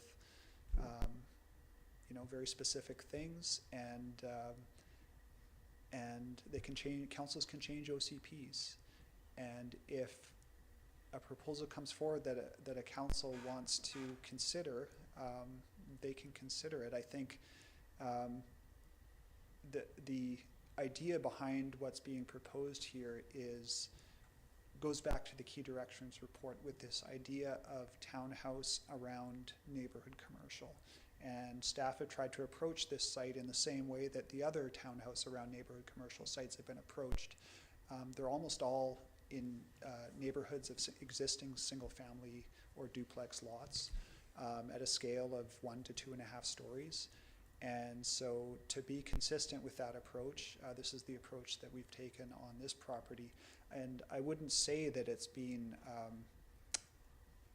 downgraded from multi-unit residential, because even though I think it may not have been articulated as clearly as it could have been in the first draft, the intent was always this ground-oriented townhouse-style development around neighborhood commercial. So that's not being reduced. Council's just brought more specificity forward with regard to that land use and made it its own category. But that policy to make that those areas around neighborhood commercial to be ground-oriented townhouse, or I think it was referred to as walk-up, kind of a similar to what East Shore Village is, sort of walk-up townhouses. That was always the idea behind the draft. So I don't think that's changed, and I don't know what the property's worth. I don't know what a development would bring in, so I can't speak to any of those other big things. Yeah. But a development may come forward someday, and the specifics of that development will have to be assessed by council. And if we were to put that east block back to multi-unit residential. Yeah. West block? West? Sorry, would what are we referring to, Councillor? This piece So- of land? yeah, so that. Oh, sorry, the whole part, the east part, the east so part of the that- parcel. So that east block, that's, it's currently zoned. The east, the town- east section of the the parcel, east- Yeah, It's not the west. the west. the west section of the Yeah, parcel. the back section. The brown part. Not the red part, the brown Yeah. part. Right. So if we wanted to provide additional flexibility, say for a developer to do a little bit of condos there, could we also still require them, that through either zoning bylaw or some other method, to make sure that we still got a significant amount of townhouses there, but provide some flexibility for them to put up maybe something in the middle of the complex or whatever, that provided some additional density, but we still get our townhouses in there. Well, I think the land use designation would need to change for that to happen. Right, and so Yeah. that's what I'm talking about. Yeah. With if we were to make it multi-use, I don't want to see necessarily, 3 or 4 story condos there. Right. Something with, as you say, ground oriented, like on Weiler, maybe around the back, townhouses. But if we were to also have a component in that block that could also be condos as well. And so I guess my question is, I know we can do that. We can zone it however we want it. Yes. But in terms of requiring a developer who comes forward and says, okay, OCP says I can build 3 or 4 story condos here, but we don't really want them to do that. What we want them to do is build some more townhouses. So I'm just wondering how we manage that best. Is that a zoning bylaw thing? Definitely partly a zoning bylaw thing. Okay. I guess what it sounds like you're asking is there a way to have the multi-unit residential designation with some specifics around Yeah, like a certain level of townhouse? yeah, like could we say, and I'm thinking just about the Cedarwood, not the other areas, just Yeah. because it's a unique parcel of land, I think, with a lot of potential. So is it something that we could say 40% of that block has to be townhouses, for example? Is that something we could say in the zoning bylaw? That level of specifics is a zoning bylaw Okay, item, yes. Okay.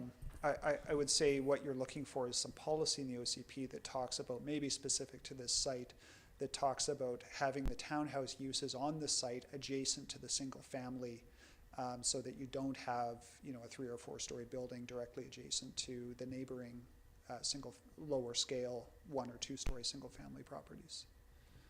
would we need that specific of policy, or could we just call it multi-unit residential, and then do as you say in the zoning bylaw to identify a percentage that we thought would be reasonable? Yeah, I mean, there are some policies. 5310 and 5311 speak to when council is considering zoning amendments adjacent to existing neighborhood residential areas, Okay, taking into account those transitions in height and things like that. okay, So that stuff is in there. It's not Okay. specific to the Cedarwood site. It applies Okay. to any of these types Right, of locations.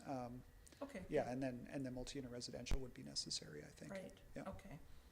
Okay, I think that's good for questions.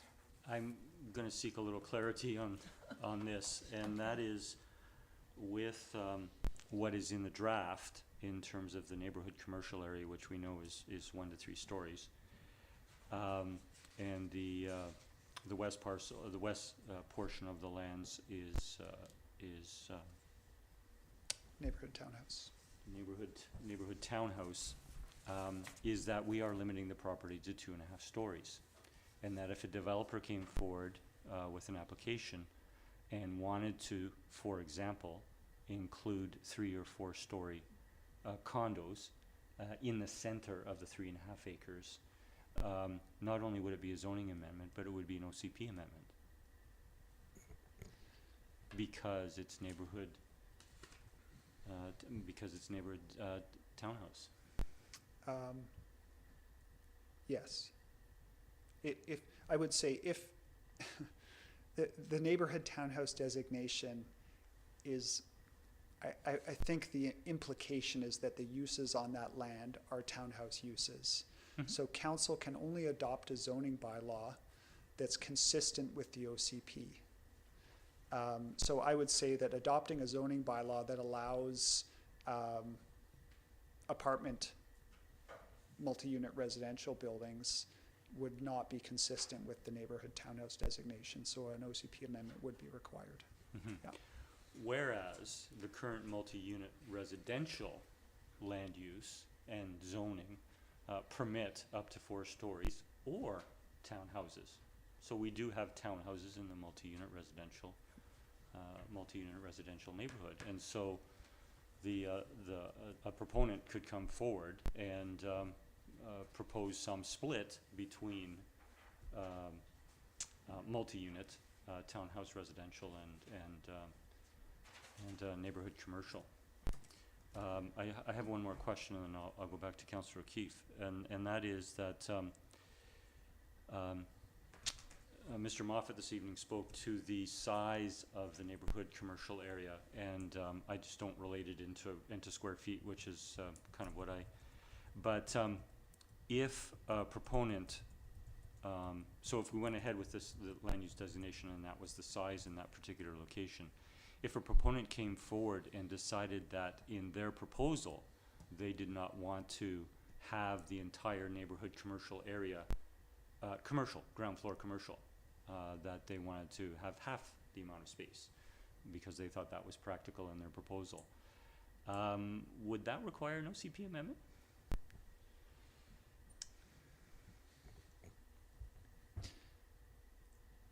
I would tend to think not, and the reason for that is because the OCP explicitly opens the door for residential uses contained within the neighborhood commercial use. I think if you look at the policy, it talks about residential units on the upper floors to get eyes on the street, things like that. So really, I would say in the end, it's up to council's determination through the zoning bylaw process, how much commercial on that site is appropriate to be neighborhood commercial, and the remainder, how much is residential. Thank you. A comment I'll make is that if we go down 3rd Street, for example, towards Beaufort, so if you go from the downtown towards Beaufort, the properties particular on the west side, some of the ones on the east side are certainly long properties because of the water, or the way the water's edge goes, but they're very fairly deep properties along 3rd Street. And there are some 3- and 4-story buildings, apartment buildings, that were built some time ago in there, and they are on fairly large lots. And when I go by them, walking, cycling, running, driving, you don't particularly notice the scale of them because they are set back, because there is mature trees and so on around them.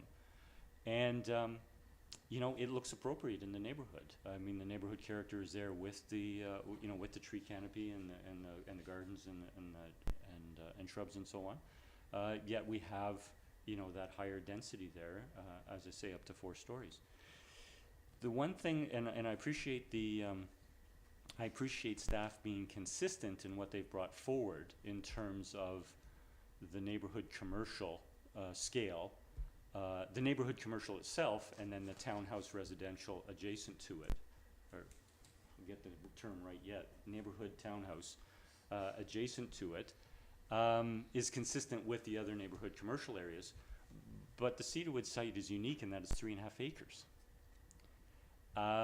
And I don't want to presuppose anything at this point, even though we know there's a developer interested in building something there, that there is the potential to have a 3 or 4 story building there, and be compatible with based on its distance, you know, on its setbacks from the road or being surrounded by townhouse development, that it might be appropriate. So I'm not presupposing anything at this moment. I'm just suggesting that 3.5 acre parcel is unique to the other neighborhood commercial, neighborhood townhouse areas that we're looking at. I'll leave my comments there for now. I'll turn to Councillor O'Keefe. I was gonna propose a motion unless anybody else has questions for Mr. Newcomb. Councillor Garnett. Thank you, Mayor. Through you to staff. So when you came up with this land use designation, what did you envision as a commercial use in this area? I guess would be a question I would want to know. What did I envision? I mean, you know, it could be a very wide range of things. Cafe, it's right on the Lochside Trail. Could be a restaurant. Could even have a small hotel, I suppose. I think the general practice is, you know, given that a rezoning is required, let a developer and or business person come in and propose something that, you know, blows council's socks off. And if it's the right thing, then it's approved. Yeah, I mean, I'm constantly surprised by how interesting things come out of the blue. And so, you know, some of those are very good things, and you don't want to stop interesting things like that from happening necessarily. It could be a very mundane cafe with a great view of the water, as simple as that. There could be other things. Okay, thank you. Yeah. Thank you, Mayor. Thank you, Councillor Garnett. If there's no other questions, I'll turn to Councillor O'Keefe. Okay, I have two motions. I'll start with the first one, which is that the neighborhood townhouse designation on the Cedarwood property site be changed to multi-unit residential. Second.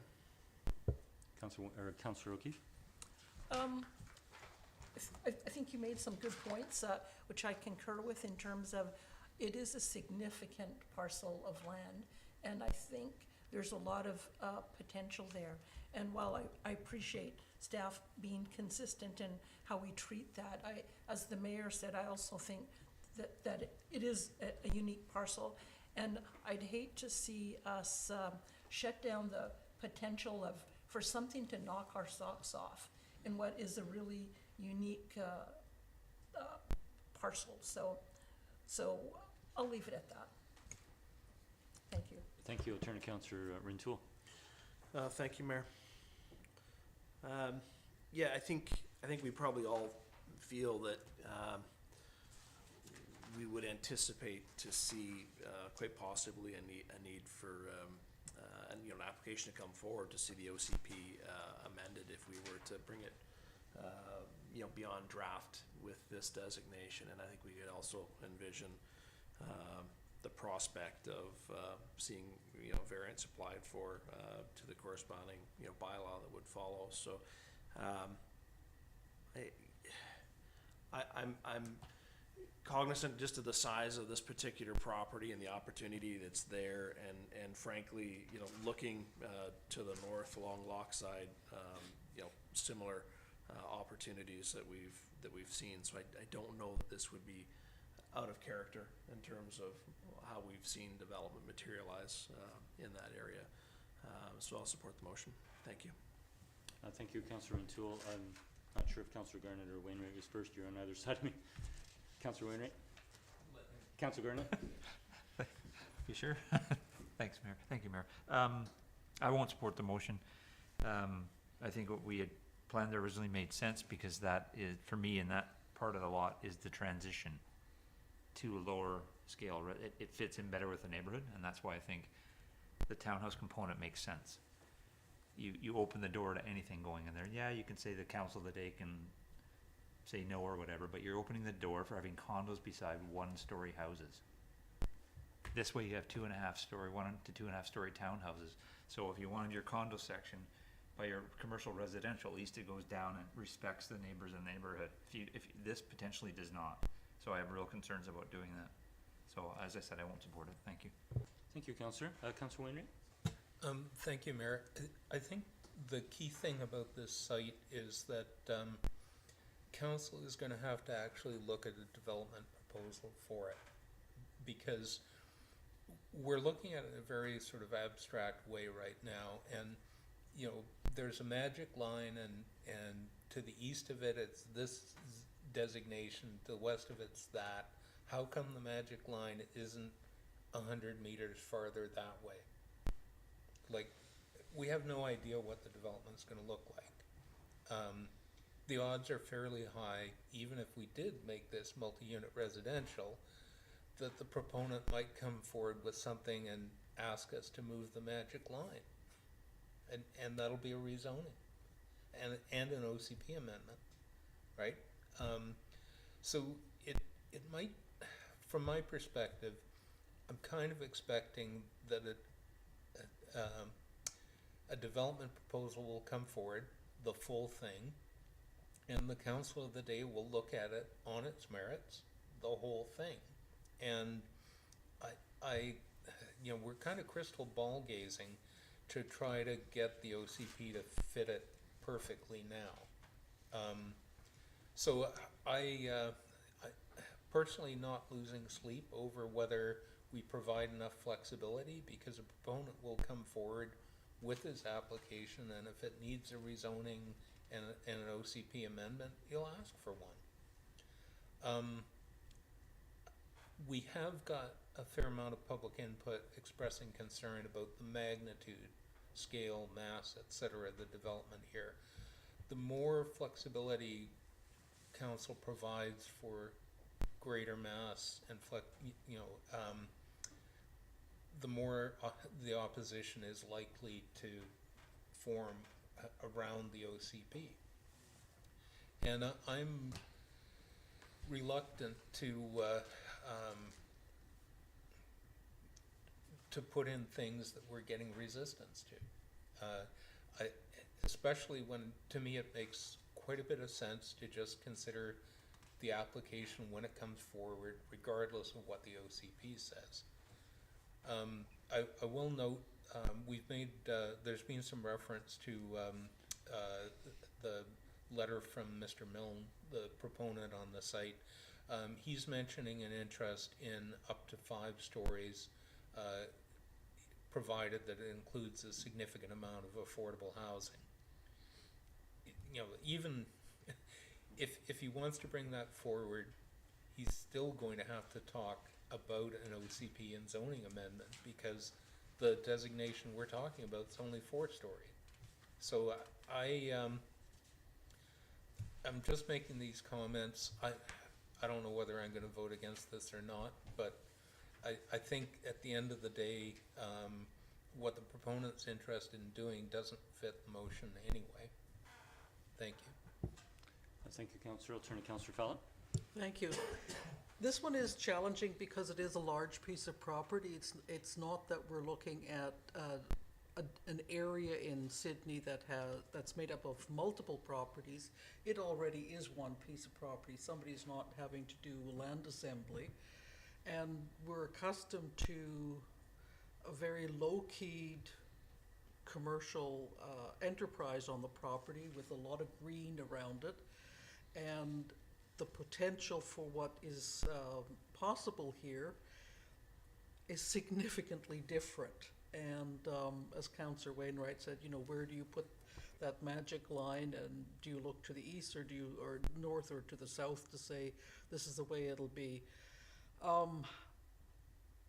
think I will support the motion because of the potential for flexibility.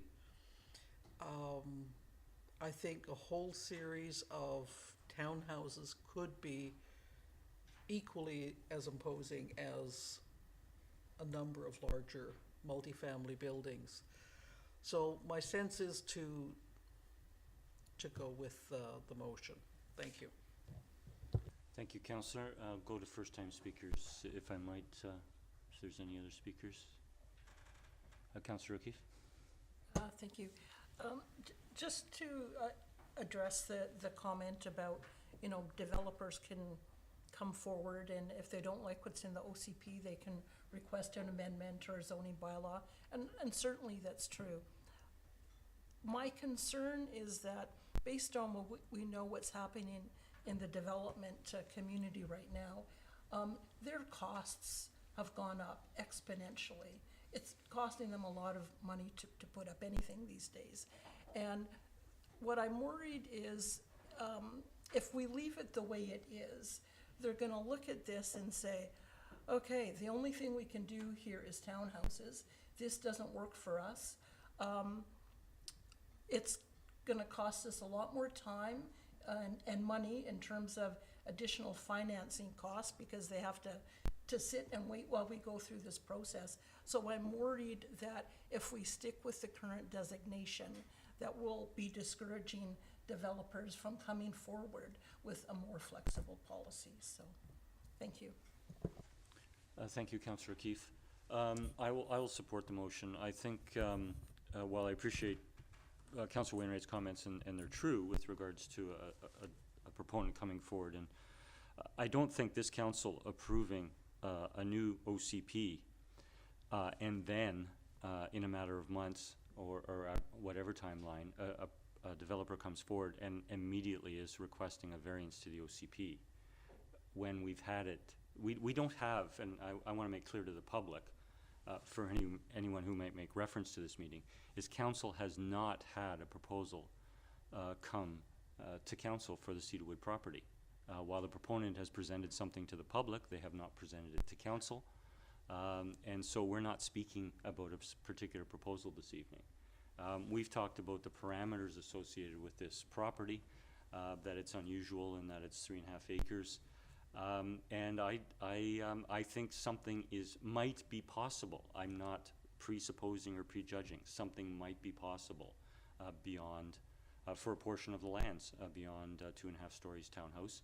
And I would prefer that it not have to be considered, if something comes and knocks our socks off and a portion is over 2.5 stories, that we have to consider an OCP amendment after we've gone through this process as we have on the comprehensive review of the OCP. Seeing no further discussion, I'll call the question. All in favor? Opposed? Two opposed, Councillor Garnett and Councillor Wainwright. The motion carries. Councillor O'Keefe, I believe you said you had a second motion? Yes. So also relating to the Cedarwood property, I'll make the motion that the description for neighborhood commercial be changed to allow council to consider a 4th story if the development provides a suitable number of high priority housing, such as affordable units, below market, accessible units, or other community amenities. Do we have a second? Second. Seconded by Councillor Duncan. Councillor O'Keefe? Thank you. So similar rationale to the last one. With this, you know, things that we really need are those things that I talked about: affordable housing, accessible units, some of these other things. And I don't think it's realistic for us to think that in the current climate, that developers are going to be able to provide that to us without us sweetening the pot a little bit to provide that additional density. So I'm worried that if we don't provide that opportunity, that they'll come and they'll say, okay, we can build a three-story unit, but if you're wanting accessible units, or if you're wanting affordable housing, we just can't afford to do that. So I'll leave it at that. Thanks. I'll turn to the second. Sure. Yeah, I'm supporting of Councillor O'Keefe's motion, and obviously the one before is kind of a package. I was the lone dissenter last time when we made the changes to the neighborhood townhouse and the neighborhood commercial, specifically because of these issues and wanting the goodies that we can get as a town out of allowing this type of development, and it's the only way we can get it. So I like the changes that Councillor O'Keefe has proposed, because I feel like they're striking the balance between the concerns council had before, and that they were trying to meet the public's expectations for height and compatibility with the neighborhood, and with what staff had been trying to propose, and our consultant was trying to get at with providing these useful nodes and amenities. So I'm happy with it. Thanks. Turn to Councillor Garnett. Thank you, Mayor. Can I get that motion read back to me, if that's possible?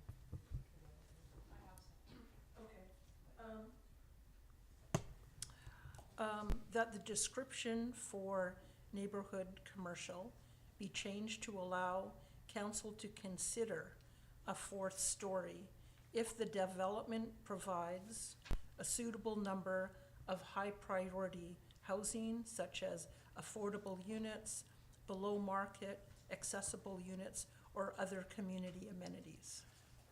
So I can follow up with a question. How do you define suitable? It's up to us. Whatever We can leave it that vague? What's that? So we can leave it that vague? Well, I mean, we Suitable's a pretty normally vague term do. for me. So. Yeah, just, Oh, we have a sorry. cross conversation here. Sorry, I'll let you go ahead. Yeah, with yeah. your No, point. suitable seems like a pretty vague term for me, and I don't know. Perhaps staff could weigh in on what might be appropriate wording other than suitable. Okay. Through the mayor to Councillor Garnett, the town does have a, call it an amenity policy, just because I don't know its exact title right now, but that does have a list, essentially, of things that council may consider as part of an amenity package for development. So potentially the policy could refer to that as an option. All right. Thank you. Thank you, Mayor. Thank you, Councillor.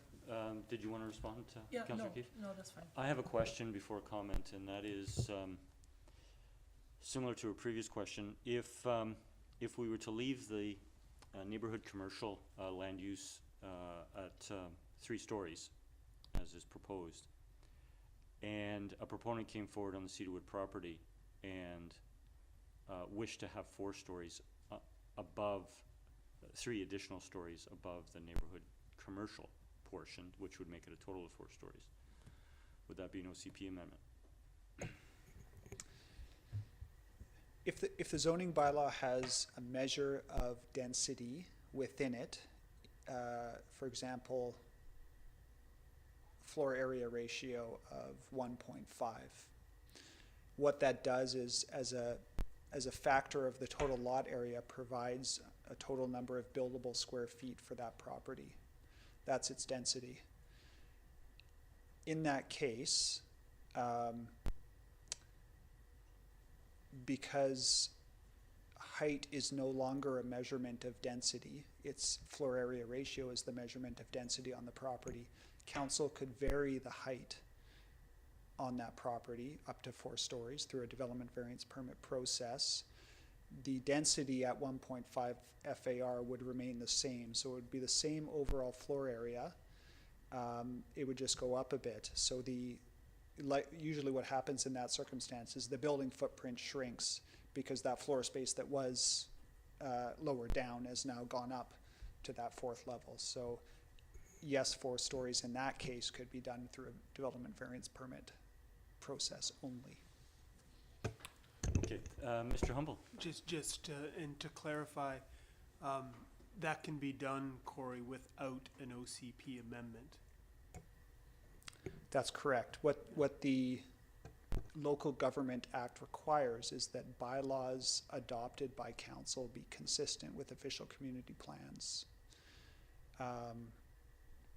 The development variance permit process is not a bylaw.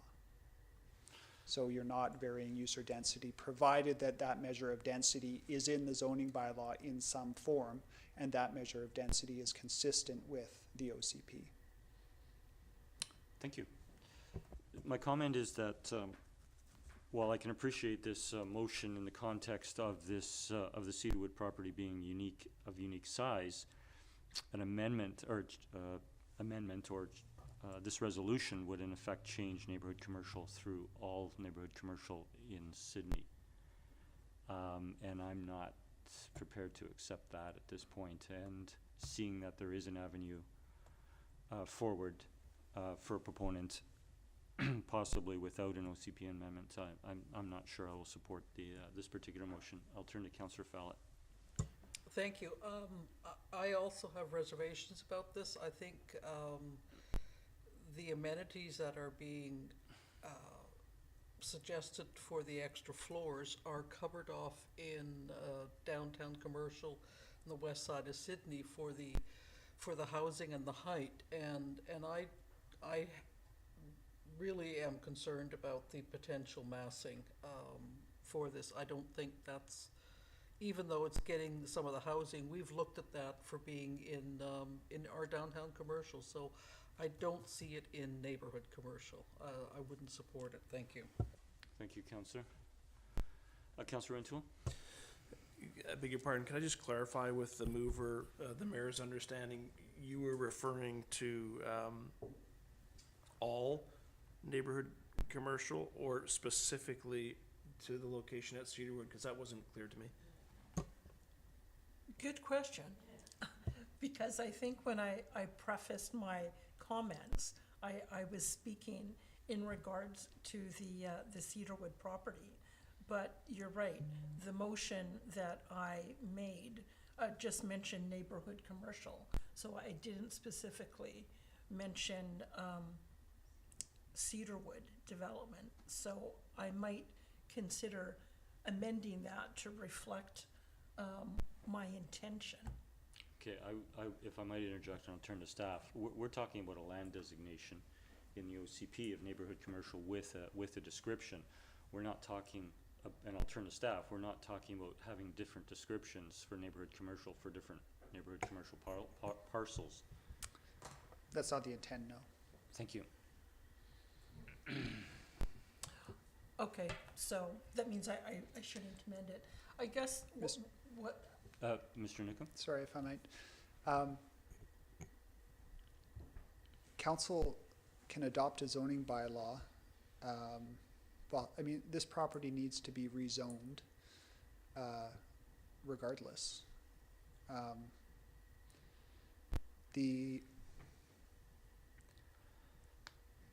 A development variance permit for height would need to happen after a rezoning is in place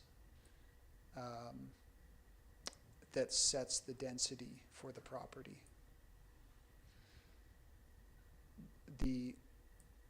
Once that density is essentially in place, council can also either factor in those types of things you're talking about in terms of community amenities into that zone, or again rezone the property to provide additional density that might entice the developer to provide those things. Those things can be done without a zoning bylaw, or sorry, an OCP amendment, provided that those density measures are in the zoning bylaw and don't change as a result of the variance permit, if that makes sense. It goes back to what we're talking about here. So,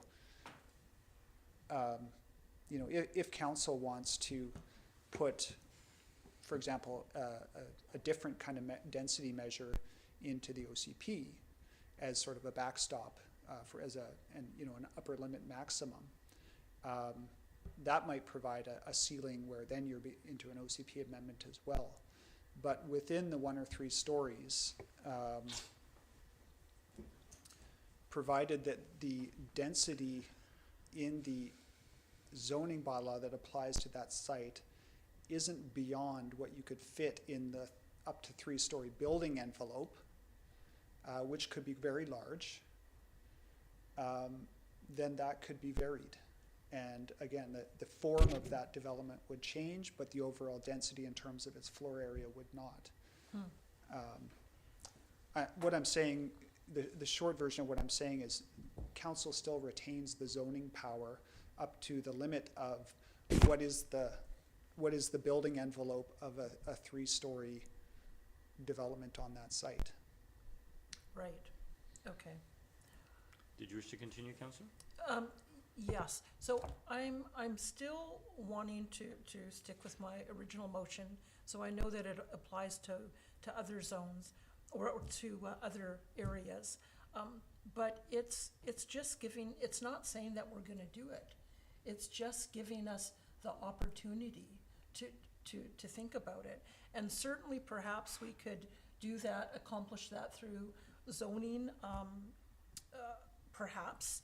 However, I think it's more transparent to the community to let them know up front that this is something that is possible. And as I say, it doesn't mean that we have to do it. We're just opening the door for us to consider it. And as Councillor Fallett says, if there's concern about massing or how it's going to fit in with the community, we can still say, no, we don't like that here. So we still have that power to do that. And I guess I feel strongly about it because, as Councillor Duncan says, I think there's few opportunities that we're going to have to get affordable housing or community amenities. So if we can open the door to at least considering that, that's what I'd like us to be able to do. And if we don't like it, we can always say, no, we don't want to do that. Thank you. Councillor Garnett. Thank you, Mayor. Yeah, the only problem I have with that rationale is that other than the Aranza, I can't even think of one building where giving extra flooring, extra height, ended up with affordable housing. There's none. So I understand your intention's good, but I just haven't seen it yet. Thank you. Thank you, Councillor. Councillor O'Keefe? Okay, so what I would say in response to that is I think it's important to state that what our intention is. And so if we put the word out that that's what we're interested in, then we might see more come forward from the development community, is my hope. Seeing no further discussion, I'll call the question. All in favor? Opposed? Councillor Garnett, Councillor Fallett, myself, Councillor Wainwright, Councillor Ntula opposed. The motion is defeated. Thank you for the discussion on that. Councillor Keefe, did you wish to continue? Yes. Microphone, yeah. Different topic. Food and beverage carts. Certainly, please go ahead. Okay, so in regards to previous comments on this topic, I thought, well, I'll just make the motion, then we'll have the discussion. That 6.4.1 be changed to state, provide services to visitors by allowing food and beverage carts in areas outside of the downtown commercial area and the adjacent downtown park areas. Sorry, can you cite that policy number again, please? So it's 6.4.1, and that it be changed to state, provide services to visitors by allowing food and beverage carts in areas outside of the downtown commercial area and the adjacent downtown park area.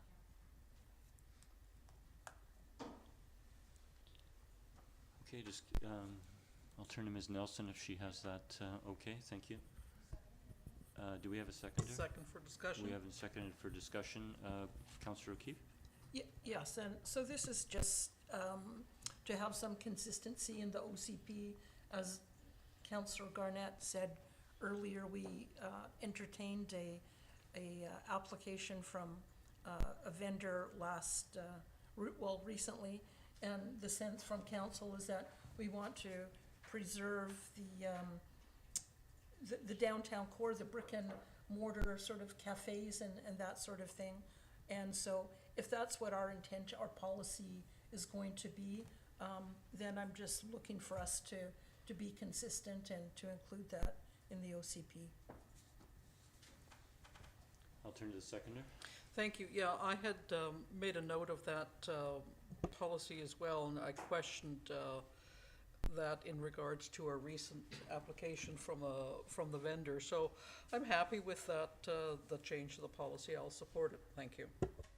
Thank you, Councillor Fellett. Councillor Wainwright? Thank you, Mayor. The original wording of 6.4.1 refers to accessory commercial activities, and it's not just food and beverage. It also includes things like bike and kayak rental, so it's a broader category. So as I heard the motion, I think you only said food and beverage carts, so that would leave all the rest of it not addressed. And I guess I'm wondering if you would consider amending your motion to, include the range of accessory commercial activities. Yes, good point. I guess the range of other accessory things like, say, paddleboard rentals or anything like that, I would envision that those would still be allowed in downtown. It was specifically for the food and beverage carts that was a concern. Okay. So I'm wondering, would it be better to, If I could speak to process, Sure. Councillor, I appreciate the point Councillor Wainwright's raised. yes, So what, in effect, you've done, or proposing, Councillor O'Keefe, is to replace the current wording of 6.41, which speaks to policy in the downtown, and change that accessory commercial, and you specified the accessory commercial, outside of the downtown. And so I'll turn to a question for staff first and then come back to process. Do we have any policy with regards to accessory commercial outside the downtown currently? I don't think we do, because we just approved the Island Treats, right? I feel like there might be something in the parks section. Councillor Wainwright might have a comment. Actually, I'm just noticing that 6.4.1 is in the downtown waterfront section. Yeah, exactly. So if we change the wording so that it no longer refers to the downtown waterfront, then it doesn't belong there. Yeah, exactly.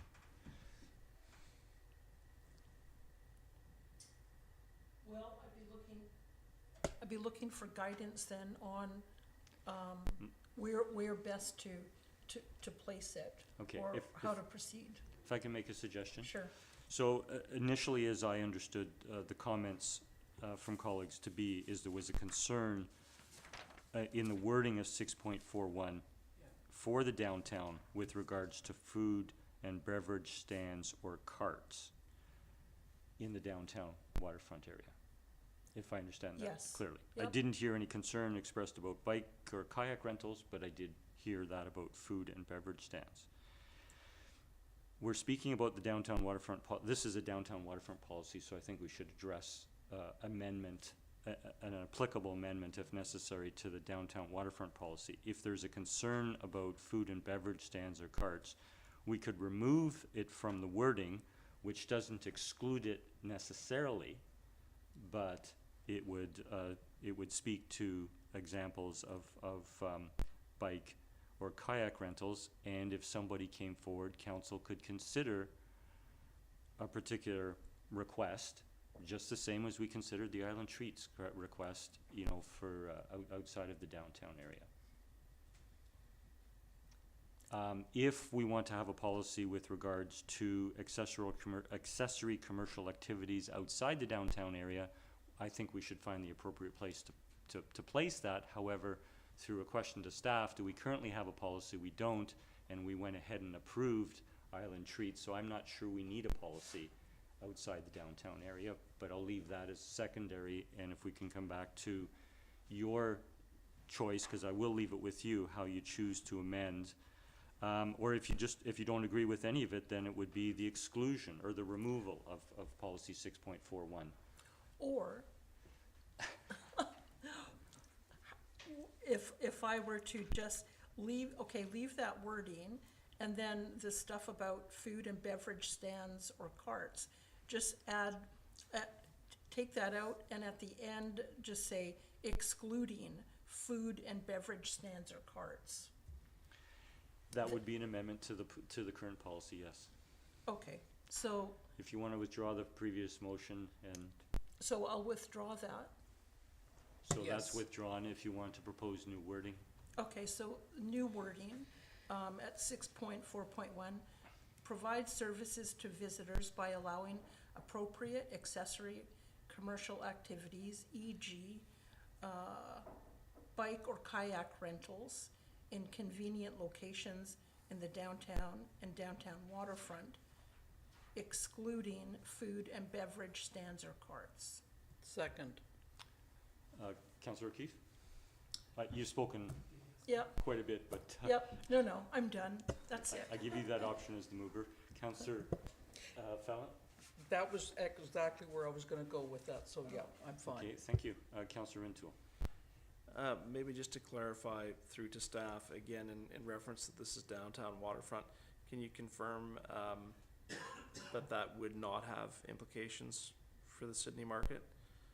And if it does have implications, particularly around, food sales, et cetera, then I wouldn't support it. I don't think it's a problem the way it's written, frankly, but at any rate, I'll have staff clarify that, please. Through the mayor to Councillor Rintoul, I mean, given the long-standing market that we've had, et cetera, and because it is a very temporary commercial type of activity that happens on a limited basis throughout the year, certainly staff don't have any concerns with that policy. As amended, sorry. Yeah. Thank you, Mr. Humble. Further comment, Councillor Rintoul? Okay, I see we're all pondering this for a moment, and I do want to consider it.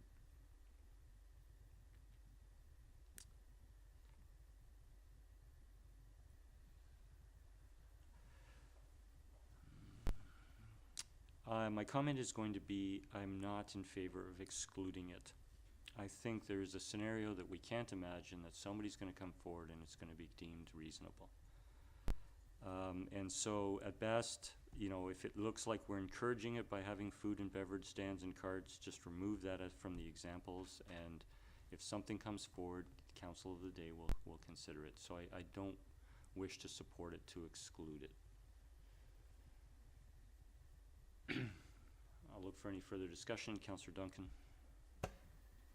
Yeah, I'm on the same page there. I know Councillor Rintoul also felt that it wasn't necessary.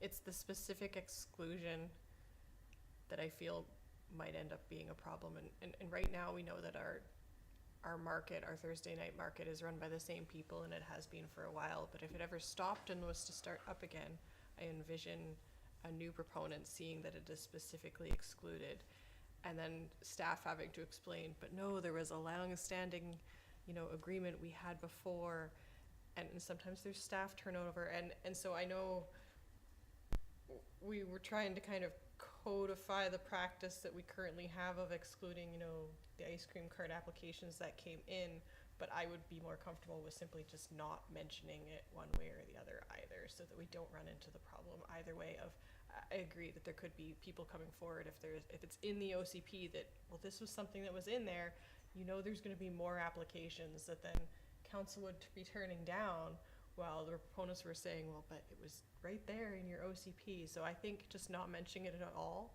will remove the potential for more confusion either way. Thank you, Councillor. I'll turn to Councillor Fallon. Thank you.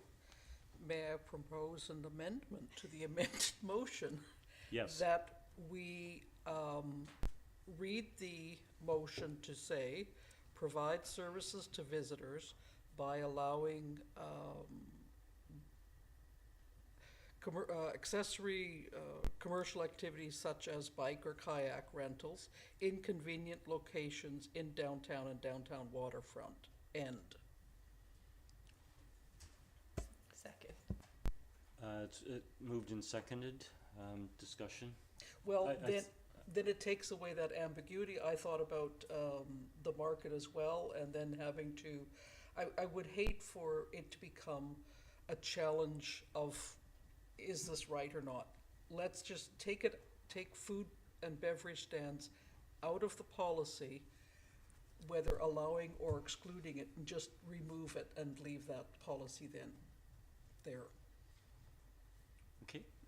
Any other discussion? Seeing none, I'll call the question on the amendment to the amendment. All in favor? Carries unanimous. And I'll now call the question on the motion as amended. Any discussion? All in favor? Councillor O'Keefe looked like she had a question. No. I just wanted to make sure I was understanding the amendment to the amendment and what I was voting on. So I'm good. Okay. Would you like me to read it out again? No. I'm fine. Okay, thank you. So we have. That was unanimous. Thank you, Ms. Nelson. Councillor O'Keefe, did you wish to consider or continue? No, I'm done. Okay. So I would like to, council to turn its mind for a moment to the correspondence from Mr. Dennis Carlson with regards to density in the OCP references. Mr. Newcomb has certainly addressed it in his presentation and in some further discussion. I'll open it to council members if they have any questions for Mr. Newcomb. Councillor O'Keefe. Thank you. So I'm just seeking to clarify my understanding. I liked your picture of the box, Container? The containers, yes, thank you.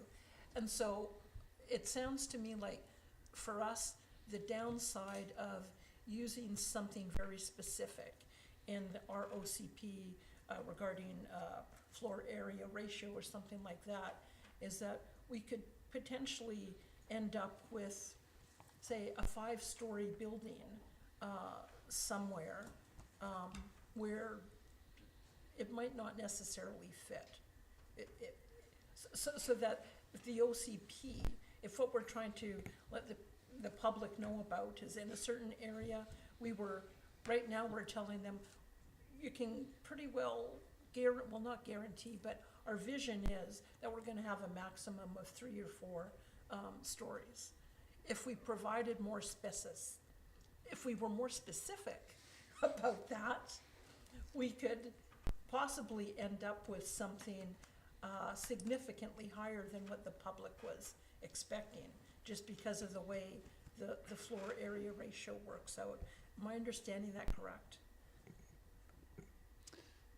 I'm not sure I followed your comments, Okay. but I guess what I would say is that the danger, I guess, maybe is if council decides on adopting an FAR number into the OCP and it's overly restrictive, I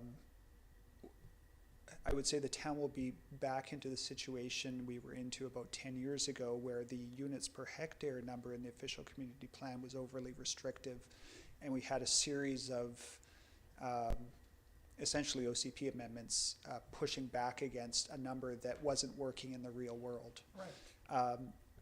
I would say generally the function of an FAR number or a UPH number in the OCP is as a backstop, so that you're just providing more guidance to whatever zoning bylaw gets adopted under that land use designation, that this is the highest that sort of you felt the community was willing to go with regard to that land use designation. Okay. That, Yeah. you know, if you're looking for that, that's a fairly simple number to bring out and articulate. Right, Yep. okay, thank you. Thank you, Councillor O'Keefe. Mr. Newcomb, would you have comment on, I mean, there is reference to, and you've made reference to both units per hectare and FAR, and in the quotations from the LGA, it indicates where either might most appropriately be used. Would you have a comment on, if we were to add one or the other, which it would be, or? Yeah, should be? I mean, I would say floor area ratio is a more appropriate measure of density for an urban community like Sydney. Units per hectare is more typically, you know, a suburban subdivision type of measurement where you've got 16 acres of land and you want to put 32 units per hectare on that land or something. So again, you did make reference to units per hectare in time previous, and this 2007 OCP did have units per hectare in the downtown local area plan, or does have units per hectare, but it's not units per hectare. It's floor area ratio that is in the zoning. That's bylaw. correct. So Ms. Verhagen might be able to explain the timeline a little more clearly than I can, but I believe around 2015, a policy was inserted into the OCP that allowed floor area ratio to be used as a measurement over and above the units per hectare that were allowed in the OCP, the floor area ratio being in the zoning bylaw. Thank you. Councillor Wintoul? Or, sorry, I'll turn to Ms. Verhagen.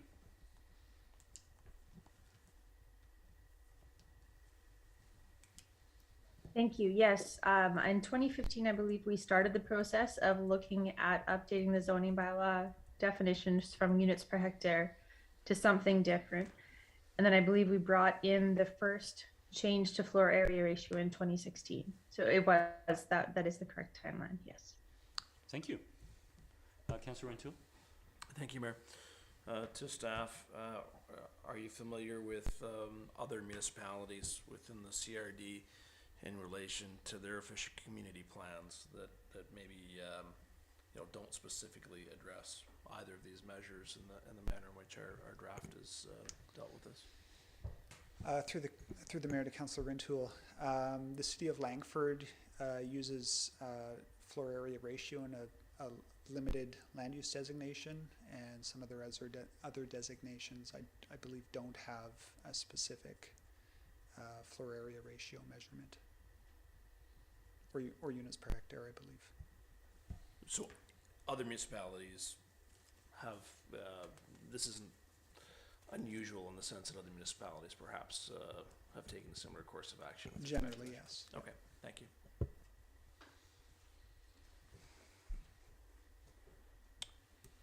Okay, so I'm not seeing from council any indication of Councillor Wainwright?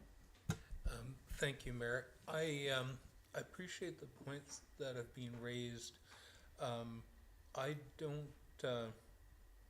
well, I'm comfortable with the approach to density that staff have proposed in the draft OCP, where they're talking about the form of the building and the height. Floor area ratio, like, if we're gonna do something, floor area ratio would maybe make sense, but floor area ratio doesn't work well with single family. For single family, you're usually thinking about how many units on the lot, as in units per hectare, or in fact, more clearly, how many units on the lot. Although we do allow secondary suites and we're looking at infill. And trying to do a hybrid of units per lot and floor area ratio where it's multi-unit is probably going to be confusing. And there will be some work if we try to make an amendment like that. And people will, including myself, will need time to be able to look at it carefully to figure out whether we're happy with the changes. Whereas what we've got right now is actually pretty clear. So I think it's a step backwards. It's just gonna slow us down if we try to do something like that. So I don't support it. Thank you, Councillor Wainwright. I mean, I think there's the option that, and a point well made with regards to units per hectare being perhaps more appropriate to single-family residential, where floor area ratio would be to the higher density land uses zoning. We could just not. We could choose to just have floor area ratio in the higher density land uses, and that would be a change to the current draft. I guess I might share some of the similar concern. While I can see it being of some benefit, the concern is that we have the time to evaluate that, and the concerns from the community at large over density tend to be more associated with height and mass, and yes, floor area ratio has a relationship, but I don't know that floor area ratio means a lot to a general member of the public in considering. They ask about number of stories, absolute height of the building, what are the setbacks, what are the step backs, what is the built form, and so I think we are addressing the areas of concern. The point from Mr. Carlson is that, you know, the reference to the Local Government Act, and I just seek a comment from staff. I know council members have asked questions of staff prior to the meeting, but it does indicate in section 473 that the appropriate location, amount, type, and density of residential be included, and then there is the definition of density, and it's just a situation where there are municipalities that include it and municipalities that don't, but it's not a requirement, as might be read into the LGA.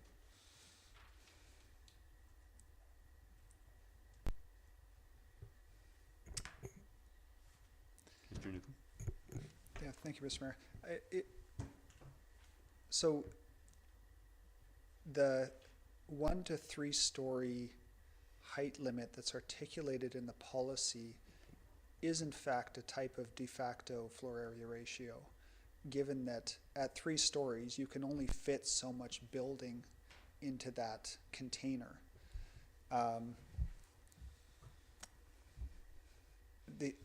Typically what I think happens is that within that container, a general floor area ratio number is developed around, you know,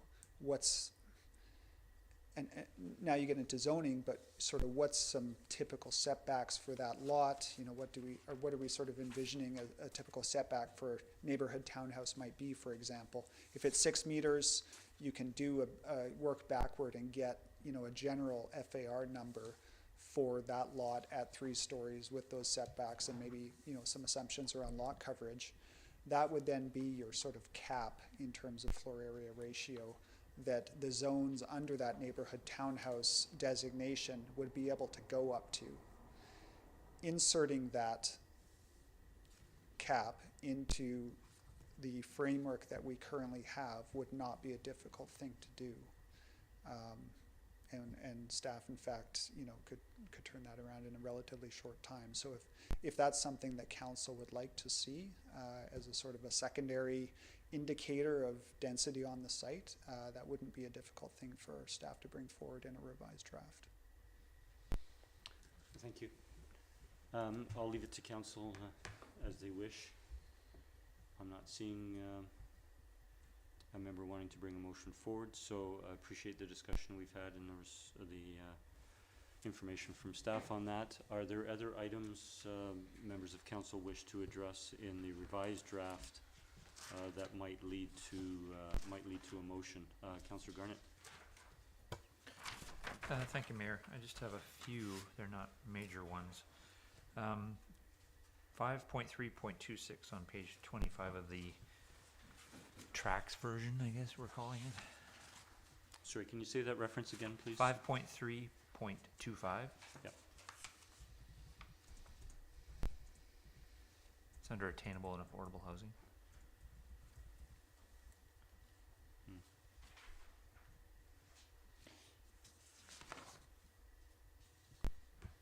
Yes, go ahead, Councillor. Just the back part of the paragraph, I would like to see, or it could require an equivalent cash and lieu contribution towards the town's amenity reserve removed. We've had that in the past. There's lots of money in there. It's never been used. I would prefer to have that option taken away so that we actually get, I think we actually might have a better chance of getting some affordable units if we don't have that as part of an option for a developer. I'll turn to staff if they have a comment on the policy. Yeah, so in that case, I mean, the front part of that policy would push staff to bring forward a zoning bylaw that included a requirement for affordable units included as part of the zone, and any subsequent development would need to meet that requirement. And you know, I would say a developer could still offer cash in lieu, but I think it would just be sort of an indicator that, you know, this is the town's preference, and it's not something that I would say staff would actively seek as part of development discussions. So it would be more of a guiding indicator rather than a hard requirement, given that it's just policy, and it is ultimately up to the zoning bylaw that council adopts at the end of the day in terms of the hard requirements. Okay, my apologies. Councillor Garnett, you intended a motion. That is a motion.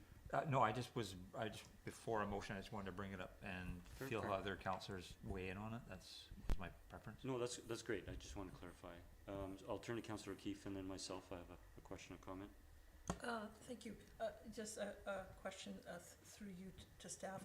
On that policy, and it says, so units, or it could require an equivalent cash in lieu.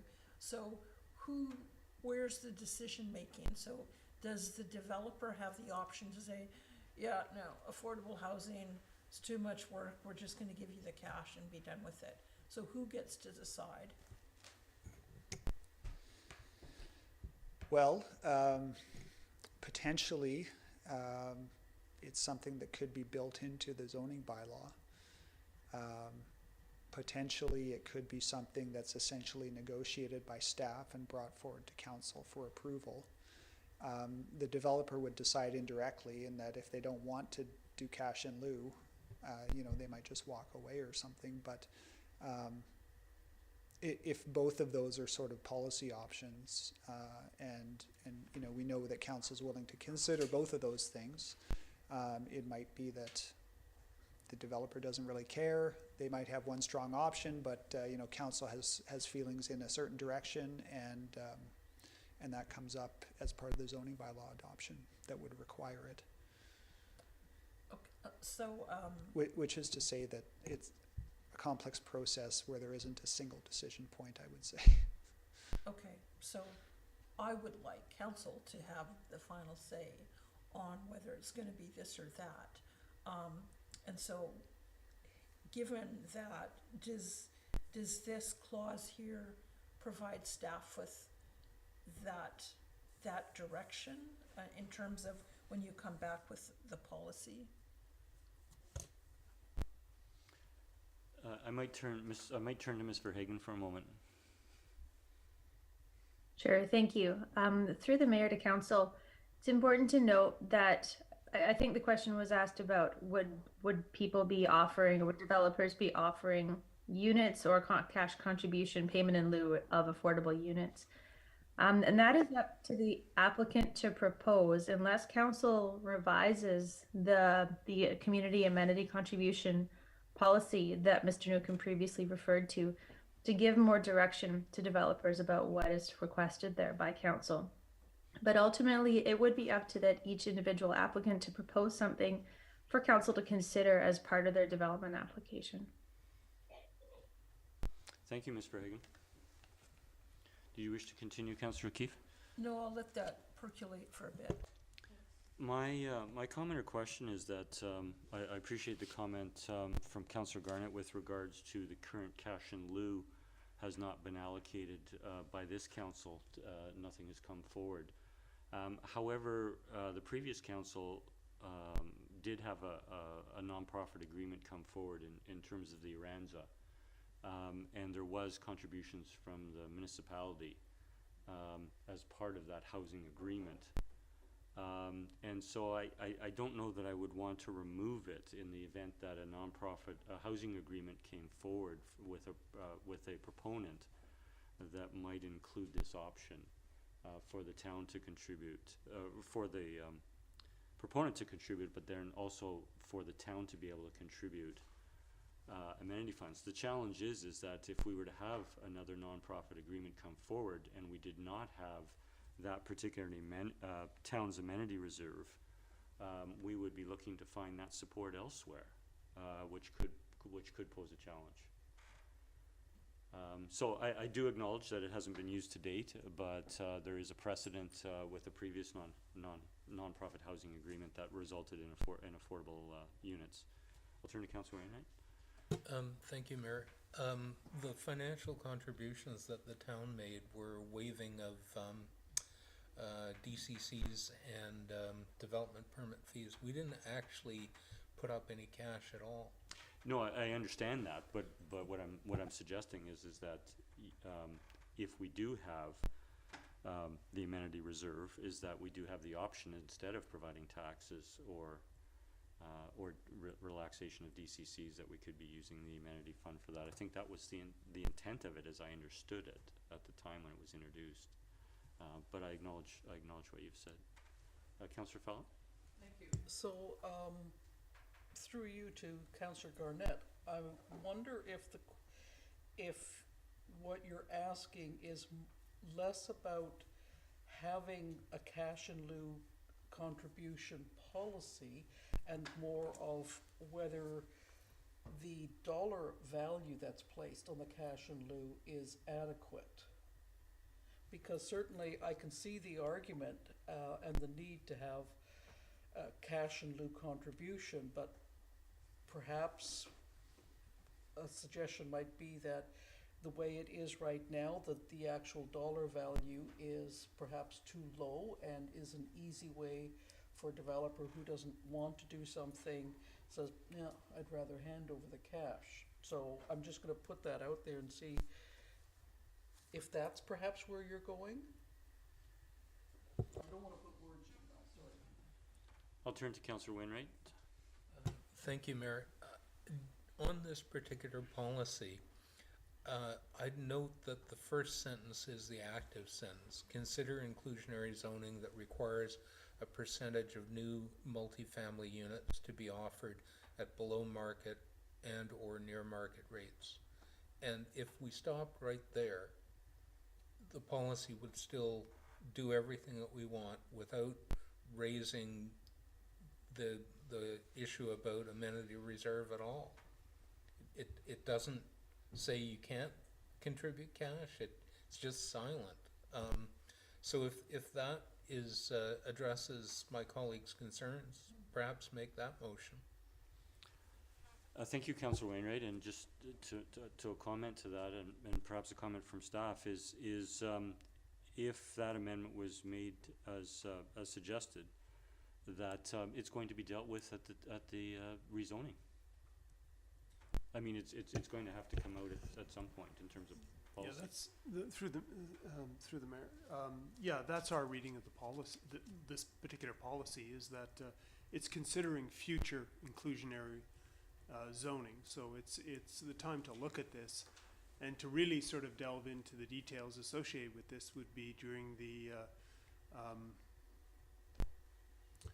future review of the zoning bylaw. Yeah, and the second census begins this May, so it's not prescriptive in terms of how the zoning the zoning will go forward. Mr. Newcomb? Thank you, Mr. Mayor. The second sentence is actually an attempt to try to make the OCP more understandable by a layperson and explain what the heck is inclusionary zoning.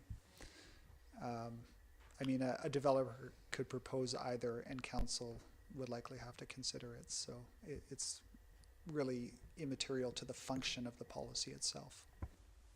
Thank you. I'll turn back to, or I'll turn to Councillor Duncan.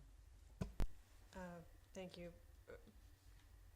Per Mr. Newcomb's comments about trying to make this more understandable to the public, I'm okay with the wording as it is. I know that the big problem with cash in lieu payments is whether they're adequate or not.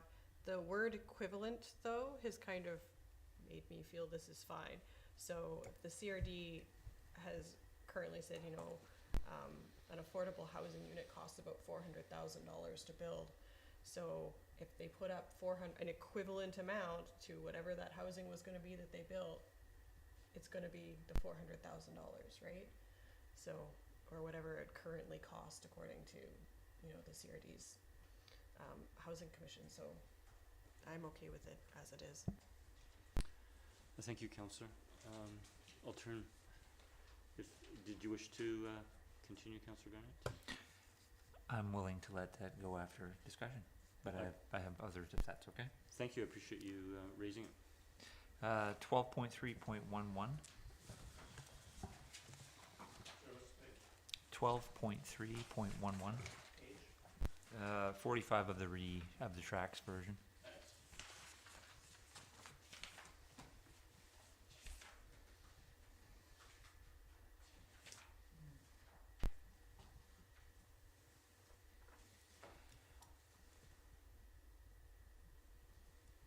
Oh, please go ahead, Councillor. And this one I do have a motion on. To implement the urban forest strategy to achieve a tree density target that equates to 18% tree canopy coverage. Second? A discussion, Councillor? I went back and looked at the urban forest strategy, and it speaks to a net zero loss by 2030. We were at 14.4% in 2019 when the study was conducted.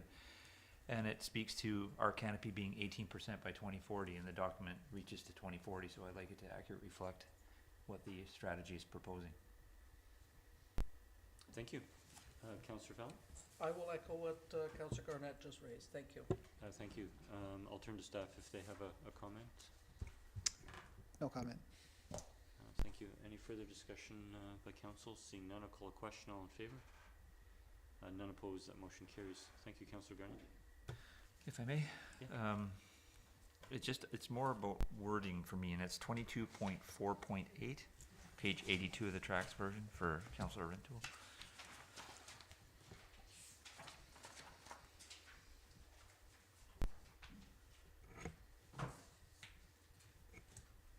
And we'll also include 22.4.9 and 22.4.10.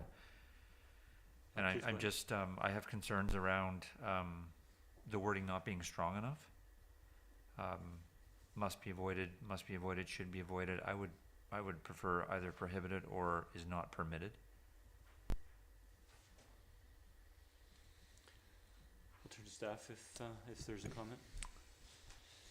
So, yeah, thanks. These are development permit guidelines. The operative word there being guideline. And so I think the language is somewhat soft in that it's acknowledging that it is not a bylaw. These are guidelines that, you know, APC and council can consider in the context of a development and development proposal. And it's not actually legally possible to prohibit those things through the guidelines themselves. It may be possible to prohibit invasive species through a bylaw. That's an option. But the legislation around development permit areas, I think does not give the town, a municipality, that level of power through the guidelines to prohibit almost anything, I would say. If I might interject with a question, and that is, how does this happen in a practical sense? That a proponent would plan to introduce invasive species? Well, the town would get a development permit application. It would include a landscape plan, and staff would review the landscape plan and, look at the plantings on it. And, I don't know, maybe bamboo or something like that. I don't know if that's an invasive species, but say it is. We would have a back and forth with the proponent, and say we've identified this planting, you're in an ESA here, that's not an appropriate species, and 99 times out of 100 they come back and say, fine, here's a native planting that my landscape architect told me would work, and the application moves forward. I personally have never seen anyone stuck on planting an invasive species and pushing back on a guideline like this, but I suppose it's possible. Thank you. Councillor Garner? Yeah, I guess my concern is, and I keep going back to the Ardwell stairs and how they weren't supposed to happen, but somehow they happened. And then once they were there, the council approved, the variance request after the fact, and they paid a penalty or whatever have you. But if something goes ahead and it happens, which it can, what options do we have at that point? And what kind of damage might have occurred in the meantime? Yeah, I mean, I'd point out that the Ardwell stairs were installed without any kind of permission. They weren't shown on the development permit. They just appeared. In terms of development permit guideline language, I would say must is pretty strong. And staff would take that to mean, we might deny the permit if they insist on including the invasive species, and then in the case of an ESA property like this, they'd have the opportunity to seek redress from council, and then council could weigh in on that. I see Ms. Verhagen. Yeah, I might turn to Ms. Verhagen. Thank you. Just to add to Mr. Newcomb's point, no design guideline is going to prevent a property owner from doing something without obtaining a permit if that is their intent, or if they're not aware of the requirement. I agree that our design guidelines, they're not bylaw requirements in the same sense as a zoning bylaw requirement is worded. So I just add that to the conversation, that regardless of the wording here, it would not prevent that same situation from happening again. And it was council's decision to approve that variance request to legalize them after the fact. So that is up to council to make that decision on a situation like that in the future. Thank you, Ms. Verhagen. I'll turn to Councillor O'Keefe. Yes, so a question through you to staff. So if the intention of the OCP is just to provide guidance and that we can't really enforce it, we're in one of the amendments is that we're going to be able to assess fines for people who don't comply with the OCP. So I'm not getting that completely. So if in this case, if we don't want invasive species, if it's just a general guideline, all these things are general guideline, why are we implementing a strategy to assign penalties for not complying? Well, the offenses and penalties section is there if, for example, if the town issues a development permit after having a discussion with the proponent to take out an invasive species from their landscape plan, and then we go out to do a site visit later and there's the invasive species. In that case, the proponent could be fined for lack of compliance with the development permit. And I'm not saying that these guidelines aren't effective.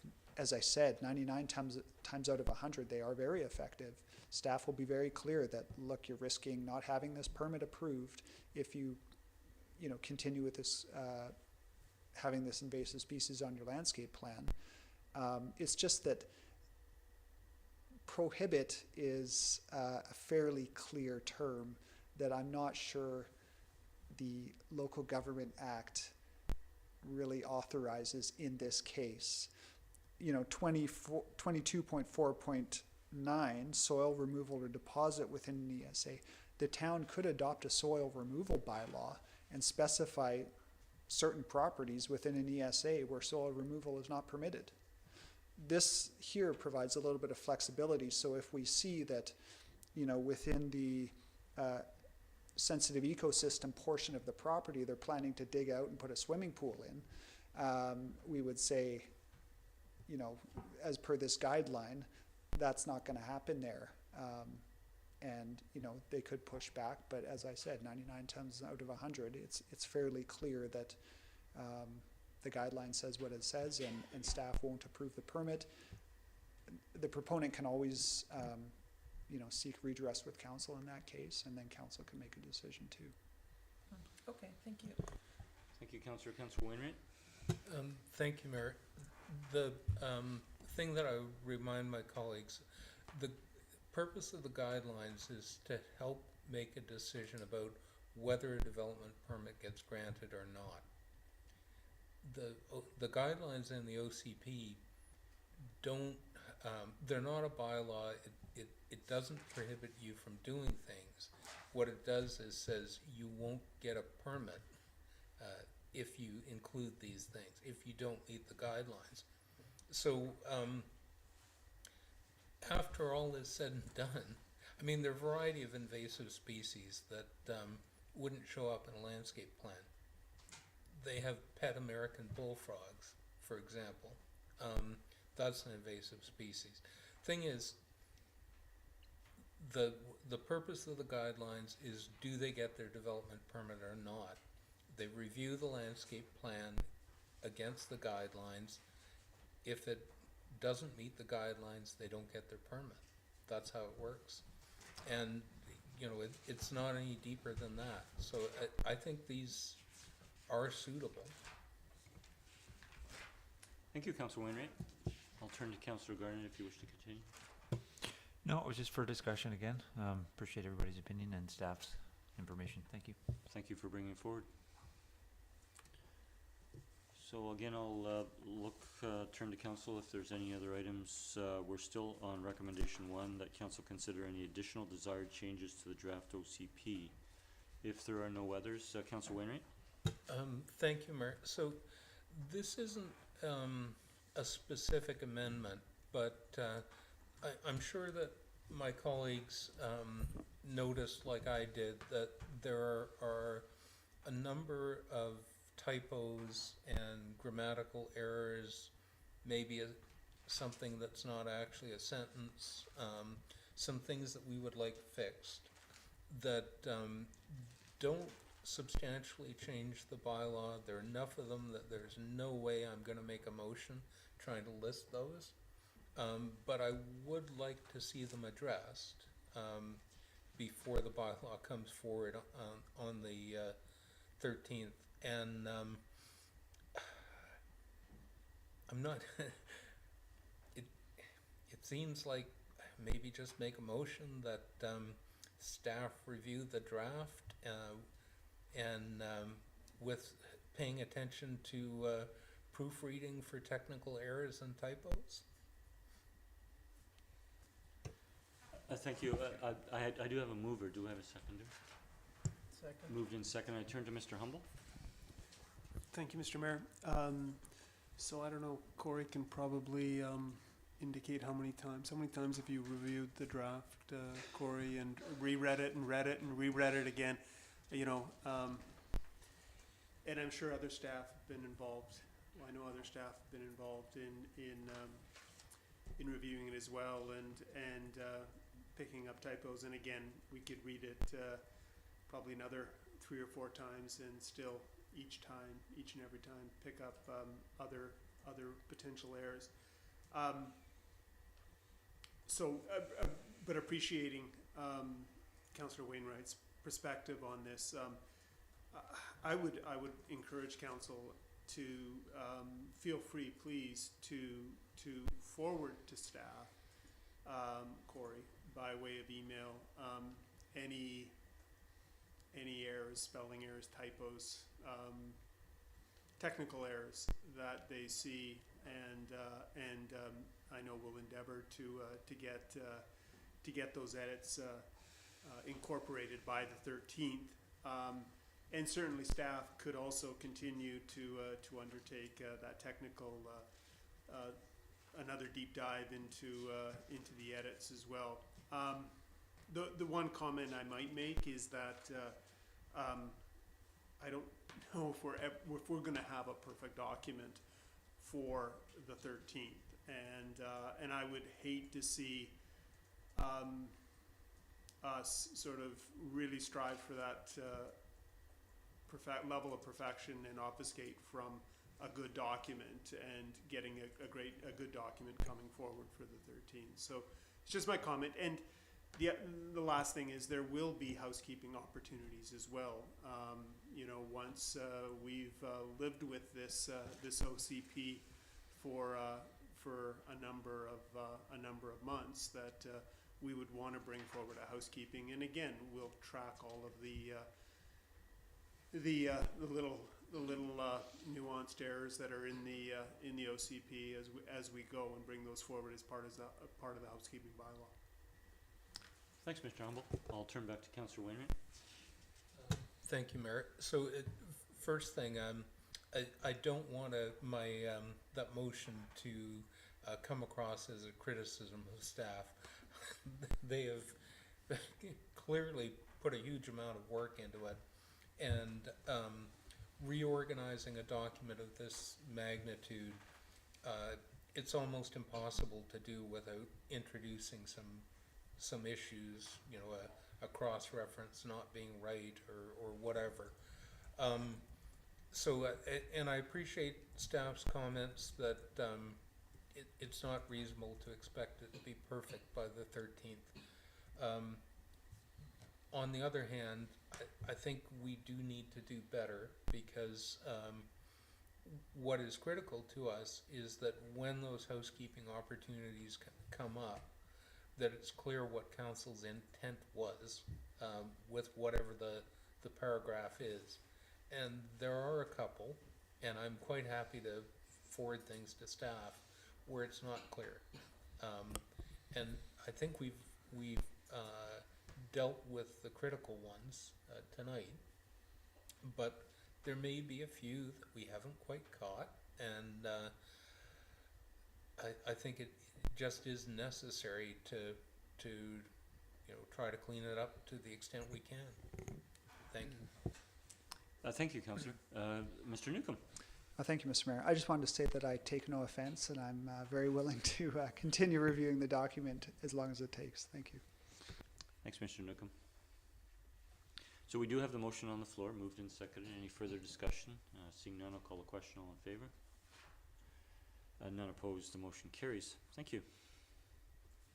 And so if there are no other motions, we do have the staff recommendations number 2, 3, and 4. I'll move that staff be directed to bring forward for council's consideration to the June 13th, 2022 regular council meeting an official community plan bylaw that includes the amendments made at tonight's meeting. Second. Thank you. Discussion, I think it's fairly straightforward. Any discussion? I'll call the question. All in favor? None opposed. Motion carries unanimous. I'll move that the revised draft OCP be made available for public comment on the project website, and that any comments received until 4 p.m. on June 13th, 2022 be presented to council for consideration. Second. Moved and seconded. Any discussion? Seeing none, all in favor? None opposed. The motion carries unanimous. And I'll move that the revised draft OCP be promoted through media release, advertisements in the Peninsula News Review, and on the town's social media. Second. Any discussion? Seeing none, all in favor? None opposed. The motion carries unanimous. Well, thank you, Council. Thank you, staff. I think it was excellent changes made based on community input and council resolutions from the previous meeting, and our good deliberations with staff input and this evening. So thank you to colleagues and to staff, and thank you to members of the public for your input as well. It's guided us along the way. With that, I would look for motion to adjourn. So moved. Second. All in favor? We are adjourned.